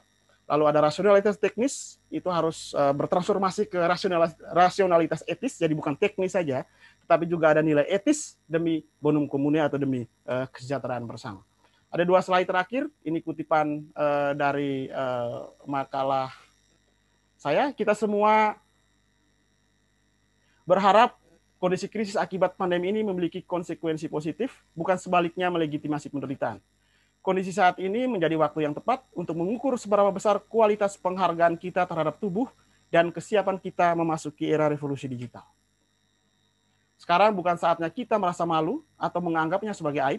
Satu-satunya alasan untuk merasa malu hanyalah jika kita meremehkan virus ini sambil melindungi diri kita sendiri dan mencari berbagai macam alibi ideologis yang sebenarnya hanya menunjukkan ketidaksiapan kita sebagai manusia. Terima kasih. Kembali ke Bung Faust. Oke Bung Will, terima kasih banyak. Menarik banget presentasinya Bung. Aku sebenarnya sambil nunggu ada rekan-rekan lain yang mungkin ingin mengajukan pertanyaan, aku mau nanya gitu Bung, supaya presentasinya Bung ini tidak diinterpretasi terlalu romantis gitu ya Bung ya. Menurutku kan sebenarnya tadi kan Bung ngomongin soal kemanusiaan, kesadaran, revisiting lagi apa itu manusia gitu-gitu kan Bung. Nah, gimana caranya supaya kita justru nggak terjebak dalam takutnya nanti kita kayak oh ya udah setelah presentasinya Bung hanya disimpulkan dalam sesempit oh ya udah berarti kita harus memandang manusia lebih baik lagi untuk bonum comune tadi. Nah, padahal kan sebenarnya ada gitu Bung hambatan-hambatan atau justru tantangan-tantangan yang dihasilkan dari kemajuan teknologi atau bahkan ya pandemik ini salah satunya Bung. Ya. Begitu. Gimana Bung? Ya. Silakan. Baik. Terima kasih Bung. Pertanyaannya menarik gitu ya. Ini yang kemudian saya ingin bicara dari apa yang terjadi lah, gitu ya, apa yang terjadi. Ya, seminggu 2 minggu ini kan Kota Bandung itu kan kembali zona merah, gitu ya, kembali zona merah. Lalu muncul kebijakan untuk PSBB, gitu ya, beberapa jalan ditutup, gitu ya. Lalu kemudian pusat-pusat keramaian itu dibatasi, gitu ya, operasionalnya secara ekonomi itu dibatasi. Gitu. Fenomena yang muncul ya, yang kemudian menarik saya untuk berpikir ulang gitu ya, yaitu soal kepatuhan dan ketakutan, patuh dan takut gitu ya. Kalau tadi Bung Klaus bertanya bagaimana sih menghubungkan soal tubuh ya, bagaimana soal teknologi, lalu kemudian juga dengan pandemi ini gitu ya. Saya kira kita dalam posisi itu gitu ya, kita dalam posisi itu sebenarnya berada dalam 2 pilihan tadi gitu ya, mau patuh atau mau takut gitu ya. Teknologi juga di satu sisi bisa saja membuat kita ketakutan gitu ya. Tadi saya sudah kasih contoh gitu ya, takut kehilangan pekerjaan itu kan jelas ketakutan gitu ya, takut tidak punya penghasilan gitu ya, apalagi ya, takut tidak bisa mengontrol diri dengan terhadap teknologi, itu ketakutan. Tetapi di sisi lain juga kita dipaksa untuk patuh, ya, tubuh itu dipaksa untuk. Jadi kalau kita bicara dari sisi tubuh itu dipaksa untuk patuh dalam situasi ini. Gitu. Tetapi yang terjadi di luar sana kan enggak, ya. Ya di sini kita bisa bicara panjang lebar gitu ya, soal kepatuhan dan ketakutan, soal tubuh, soal kolaborasi global, soal kerjasama solidaritas global. Kita bisa bicara ya dengan sangat romantis gitu ya, dengan sangat bagus gitu ya. Tetapi di luar sana yang terjadi ya ketika PSBB orang kemudian pindah gitu. Oh, jalan itu ditutup ya saya pindah lah, kumpul di sebelah sana gitu kan. Ketika toko ataupun juga mall dibatasi secara jam operasional gitu ya, sudah saya bisa jualan pakai online gitu. Jadi tidak ada yang pada akhirnya saya kemudian menemukan bahwa ya kalau kita bicara tubuh, lalu kemudian juga solidaritas, kemudian juga kepatuhan, bahkan ketakutan, itu menjadi ya semacam jejaring yang ya tidak jelas gitu. Begitu, Thomas.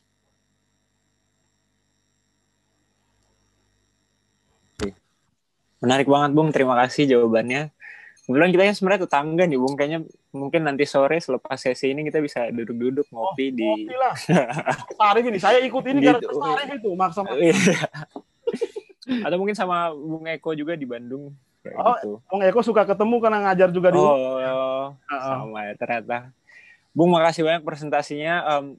Nanti kita lanjut ngobrol lagi. Untuk rekan-rekan yang mau nanya ke Bung Will bisa langsung chat atau nanti dihubungi.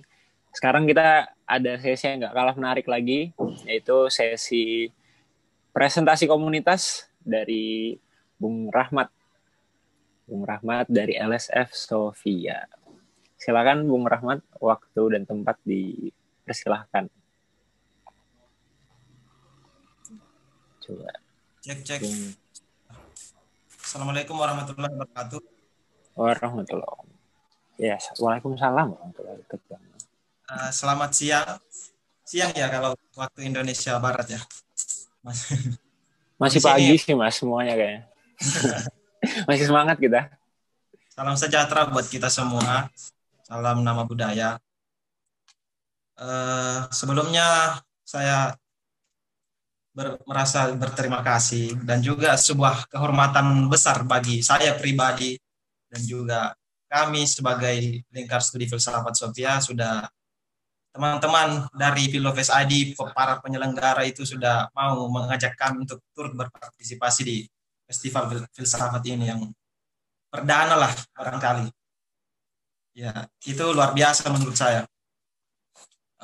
Oke, mungkin karena tidak begitu panjang juga waktunya.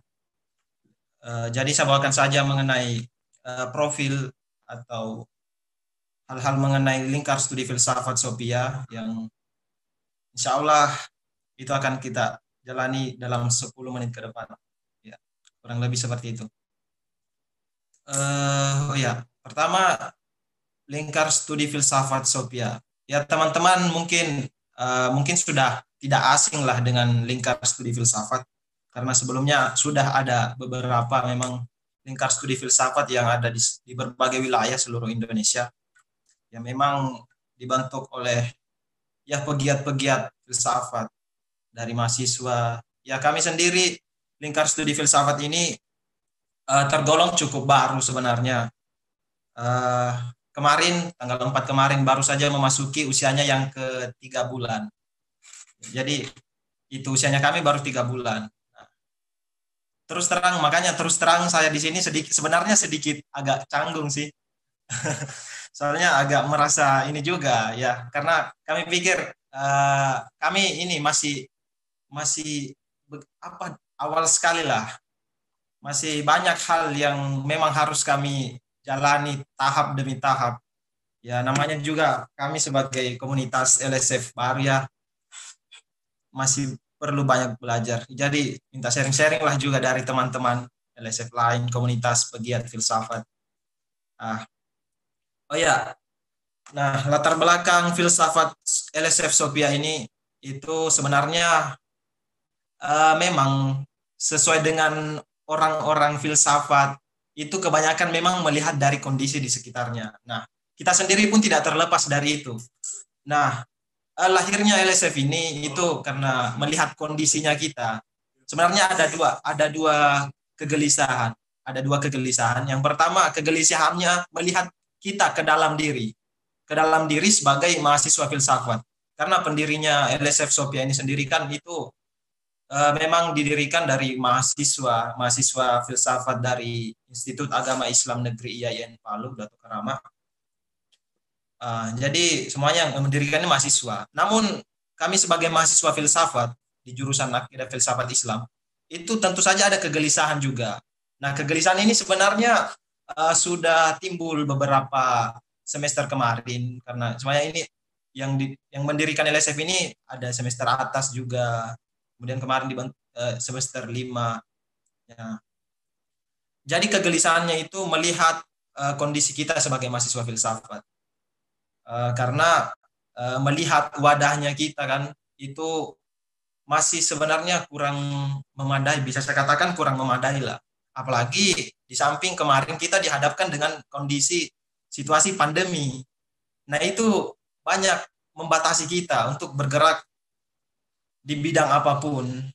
Nah tapi itu sekali lagi itu sama sekali sebenarnya tidak menekan orang-orang filsafat. Nah di situ seharusnya orang-orang filsafat harus lebih cerdas, lebih pandai melihat peluang, lebih pandai melihat kondisi di mana ketika mungkin bagi orang-orang lain, misalnya ketika dihadapkan dengan kondisi-kondisi yang rumit, misalnya seperti yang kita hadapi pandemi COVID-19 ini.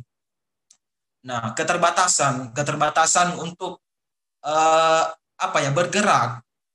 bergerak dalam suatu organisasi atau komunitas karena ya seperti itu, kembali lagi kita tahu sendiri kan setiap kita kumpul-kumpul atau ya kondisi kuliah di kampus pun itu diberi kebijakan kuliah daring dulu, kuliah online.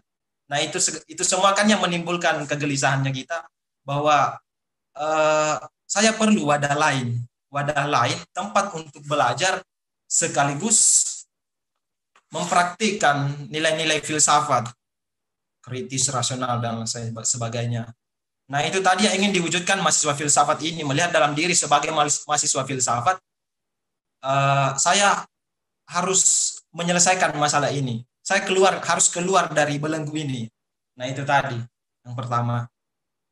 Kemudian yang kedua, itu melihat kondisi luar tentu saja. Nah, melihat kondisi luar. Kita melihat kondisi, ya bisa dikatakanlah, mungkin di luar dari mahasiswa filsafat atau bahkan non-akademisi, bukan pelajar.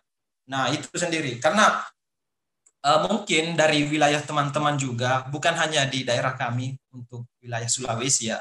Sulawesi itu, kalau orang luar mendengar kata filsafat, itu masih sangat asing.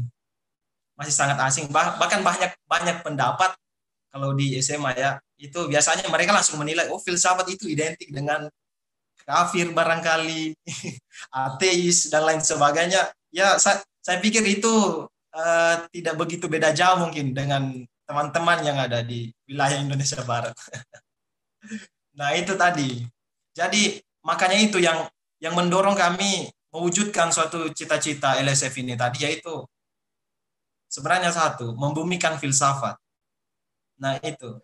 Jadi kami mencoba untuk mengemas filsafat dalam suatu narasi yang lebih praktis. Jadi mampu diterima di masyarakat luas. Jadi bukan hanya di akademisi. Karena begini kan, kembali lagi, filsafat itu kan biasanya kalau mahasiswa, bahkan mahasiswa sendiri ya, itu banyak bahasa-bahasanya. Kalau misalnya dosen menjelaskan atau pemateri seminar menjelaskan mengenai filsafat, nah itu mungkin kebanyakan menilai bahasanya cukup rumit lah. Bahasanya cukup rumit, jadi sulit untuk dicerna. Nah itulah yang insya Allah ke depan nanti kita akan coba hadapi. Memberikan solusi, kami kemas dalam lebih praktis mungkin lah. Filsafat praktis diterapkan ke masyarakat. Jadi bukan hanya pelajar saja, bukan cuma mahasiswa, bukan hanya SMA, namun untuk akademisi sendiri. Nah, supaya itu tadi lebih melatih melatih nalarnya mereka dan lain sebagainya, dan juga melihat sudut pandang filsafat bukan hanya sekedar produk berpikir, tapi metode berpikir. Nah, itu tadi. Karena orang melihat cenderung produknya. Ini melihat Nietzsche, itu kan produknya semua itu. Namun kita mencoba melihat memberikan seseorang sudut pandang, melihat filsafat sebagai metode berpikir. Nah, itu tadi. Yang dimana memang filsafat ini mampu menjawab segala hal sebagai, ya kalau saya katakan filsafat sebagai worldview, pandangan dunia. Itu yang biasa dikatakan dengan saya. Si Bung Rahmat, aku mau tanya Bung, ini kan sebenarnya LSF Sofia ini hitungannya baru. Berarti kan, nah di rekan, maksudnya di daerah Indonesia Timur sana gimana sih sebenarnya mempertahankan semangat itu gitu? Oh iya.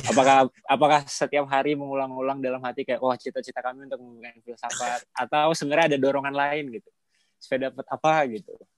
Kenapa masih bertahan gitu? Oke. Oh iya.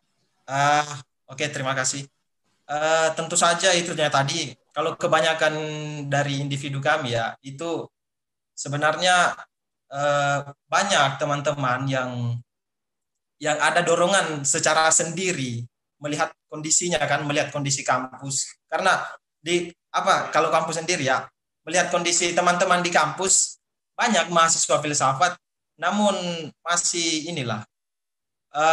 justru bisa dikatakan masih kurang, dalam artian mungkin kurang wadah atau mungkin kurang cinta dengan filsafatnya, karena tidak sedikit ya teman-teman yang justru nggak tahu saya ini ada di jurusan mana, saya ini yang ada di jurusan mana. Jadi menurut saya pribadi juga, mengapa semangatnya kami, terkhusus teman-teman dari LSF Sofia, semangatnya teman-teman saya lihat itu memang kebanyakan karena kecintaannya dari filsafat. Karena terus terang kalau saya pribadi dan juga teman-teman, cerita dari teman-teman di sini ya, itu kebanyakan pandangan kita itu memang banyak perubahan setelah mengenal filsafat. Nah, terkhusus buat kembali lagi kepada saya pribadi, sebelum karena saya kan mengenalnya filsafat ketika saya di jenjang mahasiswa ini.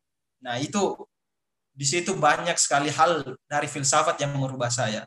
Nah, itulah yang membuat kecintaan saya pribadi dan juga teman-teman itu mendorong semangat untuk membawa filsafat lagi, bahwa filsafat ini sebenarnya sebuah bekal hidup sebenarnya sih. Nah, ya, itu terharu saya Mas dengar jawabannya ini sebenarnya. Berarti acara paling deket nih yang mau diadain sama LSF Sofia apa, dan kira-kira gimana caranya kalau mau kolaborasi sama LSF Sofia, Bung? Oh iya, oke. Acara paling dekat, jawabannya Chef Kiss. Oke. Mengenai kegiatan, kalau kegiatan kemarin kami sudah ada beberapa kegiatan internal, diskusi umum juga, diskusi umum. Kemudian kami juga sudah mengadakan beberapa webinar kemarin, seminar, dan juga ke depannya karena kami itu fokusnya ada 3. Yang pertama literasi menulis, kemudian membaca. Nah, itu kebetulan juga kami punya blog media itu lsfsofia.org. Jadi teman-teman follow. Iya, teman-teman semua bisalah sering-sering mampir ke media kami. Di situ ada beberapa tulisan esai dari teman-teman mahasiswa filsafat atau bahkan di luar mahasiswa filsafat. Nah, itu sudah ada mulai memasukkan tulisannya yang kemudian kami posting di media kami lsfsofia.org. Nah, kemudian kami juga bukan hanya bergerak itu saja, di diskusi pun bukan hanya media tapi diskusi. Dan juga yang ketiga itu rencana sih, memang sejauh ini belum, tapi rencana ke depannya kita kalau bisa turun langsung ke lapangan, dalam artian menyentuh, langsung mempraktikkan filsafat secara lebih praktis lagi ke kalangan masyarakat. Jadi mungkin bisa ke desa-desa, pelosok-pelosok. Karena sudah ada beberapa kegiatan kemarin, kita sudah cukup meninjau ke daerah-daerah yang memang mendorong kami untuk mempraktikkan filsafat. memperkenalkan filsafat itu kayak bagaimana supaya orang-orang tidak asing lagi. Bahkan ketika pulang kampung pun biasa kalau mahasiswa ya, itu ditanya orang-orang di sekitar itu, kok jurusan apa? Kalau bilang jurusan filsafat, nah pertanyaannya kemudian, kalau jurusan filsafat biasanya jadi apa? Jadi ustadz ya. Nah itu kan sangat cukup miris sebenarnya kedengarannya. Nah itu tadi. Jadi kalau kedepannya misalnya kegiatan kami, betul kami mengharapkan kedepannya kegiatan kami lebih progres lagi. Tentu saja kami butuh bantuan dari teman-teman karena pengalaman-pengalaman yang teman-teman sudah alami bisalah sharing-sharing bersama kami untuk yaitu membumikan filsafat. Sama-sama kan visi tujuan kita kan sama. Jadi saling berbagi lah. Jadi saya harap kedepannya teman-teman bisa email kami. Kebetulan ada juga di media itu LSF Sofia. Bisa dikontak langsung juga. Nah, itu kalau misalnya kita mau adakan kegiatan kerjasama. Rencana bulan ini, setelah ini kami mau buat kegiatan juga sih. Nanti lihat situasi lagi. Ya, gitu. Oke, siap Bung. Makasih banyak udah ngeluangin waktu. Buat teman-teman yang mau kontak, tadi langsung buka lsfsofia.org atau nanti bisa langsung direct message ke Bung Rahmat lewat chat Zoom, tukar-tukaran nomor, sama-sama berbagi cinta untuk filsafat. Terharu ya Bung, saya jawabannya. Makasih banyak Bung. Ini kalau bisa clap tepuk tangan nih, kayaknya bisa tepuk tangan nih Bung. Pokoknya nanti untuk teman-teman yang tertarik langsung DM aja atau itu. Sesi terakhir untuk ya sesi kali ini itu ada yang tak kalah pentingnya. Kalau ini teman-teman yang mencintai filsafat, ini harusnya yang mensuplai cintanya. Nggak tahu cintanya lebih besar atau enggak ya. Jadi silahkan Bung Naufil, Direktur Cantrik Pustaka atau rekan dari Cantrik Pustaka, silahkan ruang, waktu, dan tempat. Mungkin cerita latar belakangnya, tunjukin buku-bukunya. Teman-teman yang mau beli bisa langsung. Sambil nunggu, sebelumnya saya ingin kembali berterima kasih untuk rekan-rekan yang udah join. Nah nih, kedengeran Bung Naufil. Silakan Bung, dipersilahkan.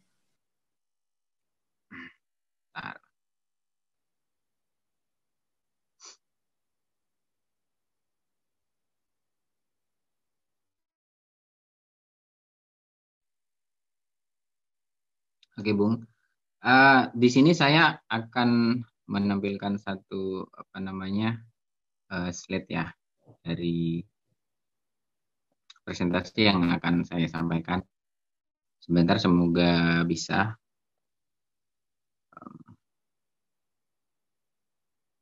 Bisa share screen kah mungkin?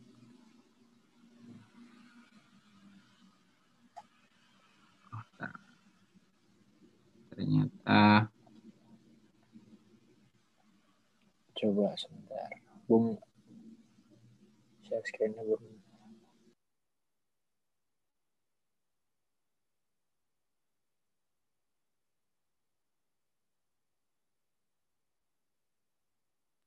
Oke, bisa Bung? Hah? Bisa ya?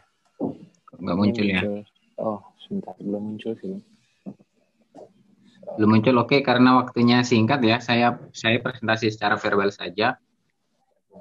Oke, di sini saya mewakili Cantrik Pustaka ingin memperkenalkan penerbit yang sebenarnya baru lahir tahun 2016 ya, tidak lama. Jadi baru 4 tahun berjalan, dan ada beberapa buku kami yang sudah terbit, terutama di bidang filsafat dan pemikiran kontemporer. Dan tetapi kami dari awal memang diniatkan untuk fokus pada penerbitan filsafat, terutama yang ditulis oleh penulis-penulis muda, dan itu berasal dari dalam negeri sendiri. Jadi kami sebenarnya dari awal telah mengincar naskah-naskah yang ditulis oleh penulis muda potensial yang itu berasal dari dalam negeri. Kami tidak menerbitkan, atau paling tidak sampai saat ini belum menerbitkan buku filsafat yang berupa terjemahan. Ada beberapa terjemahan dan itu bukan naskah murni filsafat gitu. Nah, itu didasari pada kegelisahan kami dan teman-teman sebenarnya terkait minimnya literatur filsafat yang seger yang ditulis oleh penulis-penulis muda, karena kita tahu literatur filsafat selama ini dipenuhi oleh naskah-naskah yang sudah lama dan juga ditulis oleh penulis-penulis yang sudah jadul begitu. Sehingga kami berinisiatif untuk mempromosikan penulis-penulis muda dengan pemikiran-pemikiran yang cukup berani, karena sejauh ini tantangan terbesar dalam pemikiran filsafat adalah ketidakpercayaan diri untuk mengungkapkan pemikiran dari penulis lokal itu sendiri, terutama ketika sudah dibayang-bayangi oleh raksasa-raksasa yang sudah besar namanya begitu. Nah, untungnya di awal kami tampil hadir itu naskah pertama yang kami terbitkan adalah Filsafat Negasi yang ditulis oleh Muhammad Al-Fayyad. Kemudian beberapa naskah akademik, misalnya untuk antropologi itu adalah disertasinya Hizkia Yosi Polimpung, kemudian ada untuk Sofi Ibnu Arabi, dan kemudian ada buku tentang Levinas yang ditulis oleh David Tobing. Itu semuanya adalah naskah-naskah akademik, jadi hasil dari tesis maupun disertasi. Nah, kesulitan kami di penerbit itu adalah mencari naskah yang benar-benar layak diterbitkan, sehingga kami itu proaktif ya mencari naskah, karena berbeda dengan terjemahan yang melimpah, naskah-naskah filsafat di luar sana yang sangat melimpah. Di dalam negeri itu kesulitan kami itu adalah mencari naskah-naskah yang ditulis oleh penulis muda dan pemikirannya layak untuk diketahui banyak orang. Sayangnya sekalipun naskah akademik banyak di Indonesia, tidak banyak yang sesuai dengan ekspektasi kami. Kami memiliki ekspektasi tinggi dalam mempromosikan filsafat, terutama di dalam artian yang ketat, tidak hanya copy paste pemikiran filosofis lalu diterapkan ke satu fenomena tertentu. Kami menghindari itu karena kami benar-benar ingin mempromosikan satu pemikiran filosofis yang ketat. Tapi kendalanya di situ adalah mencari naskah. Nah, bagi saya kehadiran Filofest ini dan teman-teman komunitas cukup membantu kami, yang saya harap ini tidak hanya selesai di sini tetapi juga bisa berjaring menjadi langkah untuk mempertemukan penulis dan penerbit, juga komunitas dengan penerbit dan seterusnya, sehingga kita saling berkolaborasi. Kemudian Cantrik ini tidak sendirian sebenarnya, banyak sekali penerbit-penerbit baru yang bermunculan yang basisnya adalah independen, bukan penerbit besar, dia lahir dari komunitas, dan oleh karena itu membutuhkan banyak dukungan dari pembaca, dari komunitas, juga dari teman-teman yang peduli terhadap penerbitan filsafat ini. Kami juga berupaya untuk kalau nanti menerbitkan suatu buku hasil terjemahan, itu harus berdasarkan legalitas yang formal, artinya mengurus copyright dengan cara resmi, dan itu upaya kami sebenarnya untuk tidak meniru kebiasaan buruk beberapa penerbit yang abai terhadap copyright itu. Tentu ini tantangan besar bagi penerbit kecil ya, tapi kalau mendapatkan dukungan dari banyak pihak, saya kira kendala itu akan dapat diatasi dengan baik. Nah, beberapa buku Cantrik teman-teman dapat, karena saya ada kendala untuk menampilkan slide, jadi teman-teman bisa lihat di website Cantrik, cantrikpustaka.com, di situ katalognya lengkap. Kemudian di Instagram ada Cantrik Pustaka juga di Instagram, di situ diupdate buku-buku terbitan kami, dan teman-teman bisa masuk ke sana untuk mengetahui update dari buku-buku kami. Tetapi kami juga tidak hanya menerbitkan filsafat secara murni filsafat, eksperimentasi filsafat secara murni, kami juga menerbitkan pemikiran-pemikiran yang ada bau-bau filsafatnya. Contohnya adalah buku-bukunya Pak Yasraf Amir Piliang. Kami semuanya akan terbitkan, dan yang terbaru misalnya adalah Setelah Dunia yang Dilipat, itu adalah merupakan lanjutan dari Dunia yang Dilipat, dan nanti mungkin awal tahun akan diterbitkan seri terakhir dari 3 trilogi Dunia Dilipat itu, judulnya Dunia yang Dikarantina. Jadi teman-teman bisa bekerja sama dengan kami dalam mempromosikan gagasan, tapi juga bisa sangat terbuka kami untuk menerima naskah-naskah yang bagus, yang memberi pencerahan bagi pembaca, terutama yang muda-muda. Itu Bung, presentasi singkat saya, mungkin ada yang ingin ditanyakan.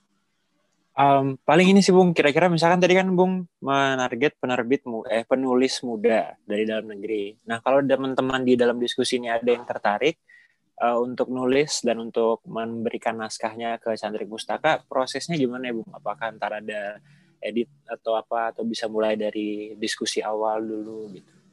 Oke, kita tidak terlalu formal ya, jadi karena kita basis sebenarnya lahir dari komunitas, kita tidak terlalu formal, jadi teman-teman bisa mengajukan naskah langsung via email, naskahcantrik@gmail.com.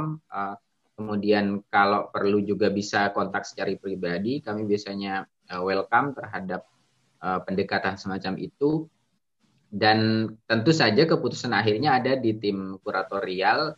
Tidak semua naskah yang masuk akan kami terima, tentu ada pertimbangan-pertimbangan khusus, terutama di sisi tema dan dari keketatan cara berpikir yang dibangun dalam naskah tersebut, sehingga ya tetap melakukan seleksi gitu. Tapi kami akan sangat berterima kasih dan senang kalau ternyata yang ngirim adalah penulis-penulis muda gitu. Walaupun kami tidak anti penulis tua, tetapi kami mengutamakan yang muda gitu. Gitu Bung. Oke Bung, kalau dari Cantrik sendiri ada mungkin kelas nulis gitu atau forum atau sesi diskusi yang bisa diikutin sama teman-teman yang muda nih untuk kemarin itu belum tahu gitu.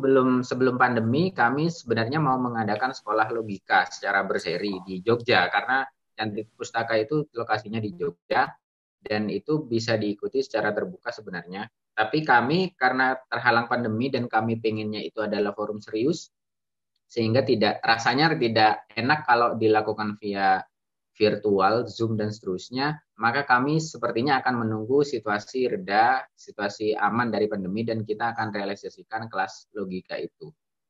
Begitu Bung. Ini di kolom komentar, kolom chat Zoom ada yang bertanya, Mas Dandi Saputra, Cantrik Pustaka ini berarti punya otoritas penuh untuk menentukan menerima atau menolak tulisan. Oh iya, karena kami ada timnya, jadi tidak otoritasnya tidak pada satu orang, ada beberapa orang. Kami tetap terbuka, ada diskusi dan seterusnya. Kita kalau ada naskah yang sekiranya itu bisa diselamatkan, meskipun ada kekurangan, kami biasanya kembalikan dulu, kami komunikasikan ke penulisnya untuk melakukan perbaikan kecil. Jadi kami tidak serta-merta menolak, tetapi kalau memang naskah itu rasa-rasanya memang tidak bisa diselamatkan, ya kami akan memohon maaf untuk tidak menerima naskah itu gitu. Nah, yang terakhir mungkin yang ingin saya sampaikan teman-teman, harapannya ke depan teman-teman kita berjejaring, kita komunitas intelektual muda lah kira-kira, komunitas literasi. Jadi yang kami hadapi di penerbit itu adalah pembajakan buku. Itu sangat luar biasa besar dan itu sangat banyak di marketplace. Dan harganya memang sangat-sangat menjanjikan ya, Kak. Membuat orang yang tidak tahu buku tertarik karena harganya murah. Tapi itu adalah pukulan telak bagi penerbit dan juga bagi penulis. Karena buku bajakan itu sangat banyak sekarang dan cara melawannya adalah kita harus sadar bahwa membeli buku bajakan itu satu tindakan yang salah, dan cara untuk mendukung literasi atau penerbit filsafat untuk hidup yaitu dengan cara mempromosikan buku-buku filsafat yang asli. Kita lawan bajakan bersama-sama. Itu Bung.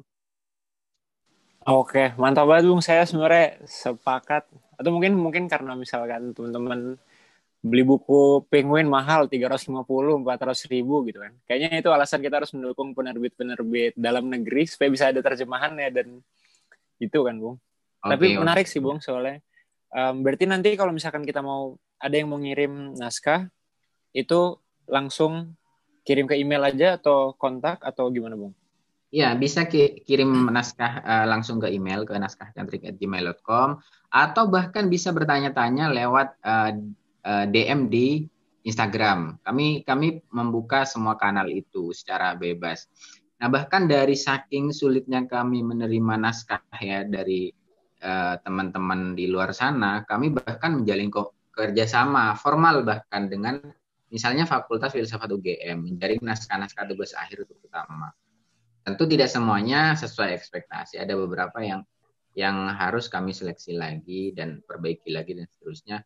Bahkan baru-baru ini kami menjalin kerjasama, baru mencoba menjalin kerjasama, baru melayangkan surat kerjasama dengan Pasca Sarjana STF Dirgantara, dan kemungkinan ini akan dilanjut dengan FIB di UI gitu. Oke, Bung. Berarti sebenarnya nih kalau tadi dari paper kita harus bertindak, kalau dari mungkin komunitas kita harus mencintai, kalau misalkan dari sesi penerbit ini kita harus menabung supaya bisa beli buku-buku yang ori dan nggak membajak buku gitu. Jadi berfilsafat tuh termasuk menabung juga kayaknya. Ya, karena Itu kita sih, Bung. biar bagaimanapun kan harus bekerja sama gitu. Dan Betul. itu harapan kami, satu, kirimkan naskah terbaik teman-teman ke Cantrik, jangan sungkan-sungkan. Lalu yang kedua, mari kita lawan bersama-sama pembajakan buku, terutama buku-buku penerbit kecil yang oplahnya kalau Cantrik itu sekali cetak 500, habis cetak lagi 500, dan itu masih dibajak gitu kan. Sedih. Oke.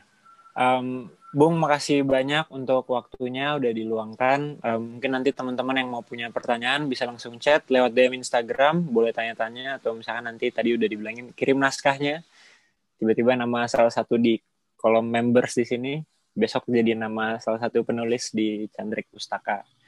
Mungkin sebelum menutup dan menyerahkan kembali, kalau boleh merangkum, kemarin di sesi pembuka Bung Budiman dibilang katanya ada kutipan filsafat sudah mati gitu. Tapi kayaknya setelah melihat sesi panel ide ini, justru menurutku filsafat masih jauh dari kata selesai gitu.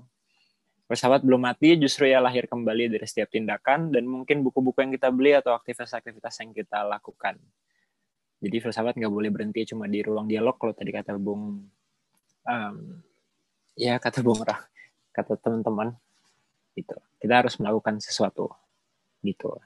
Terima kasih rekan-rekan sekalian yang udah meluangkan waktunya selama 2 jam ini mendengarkan presentasi-presentasi.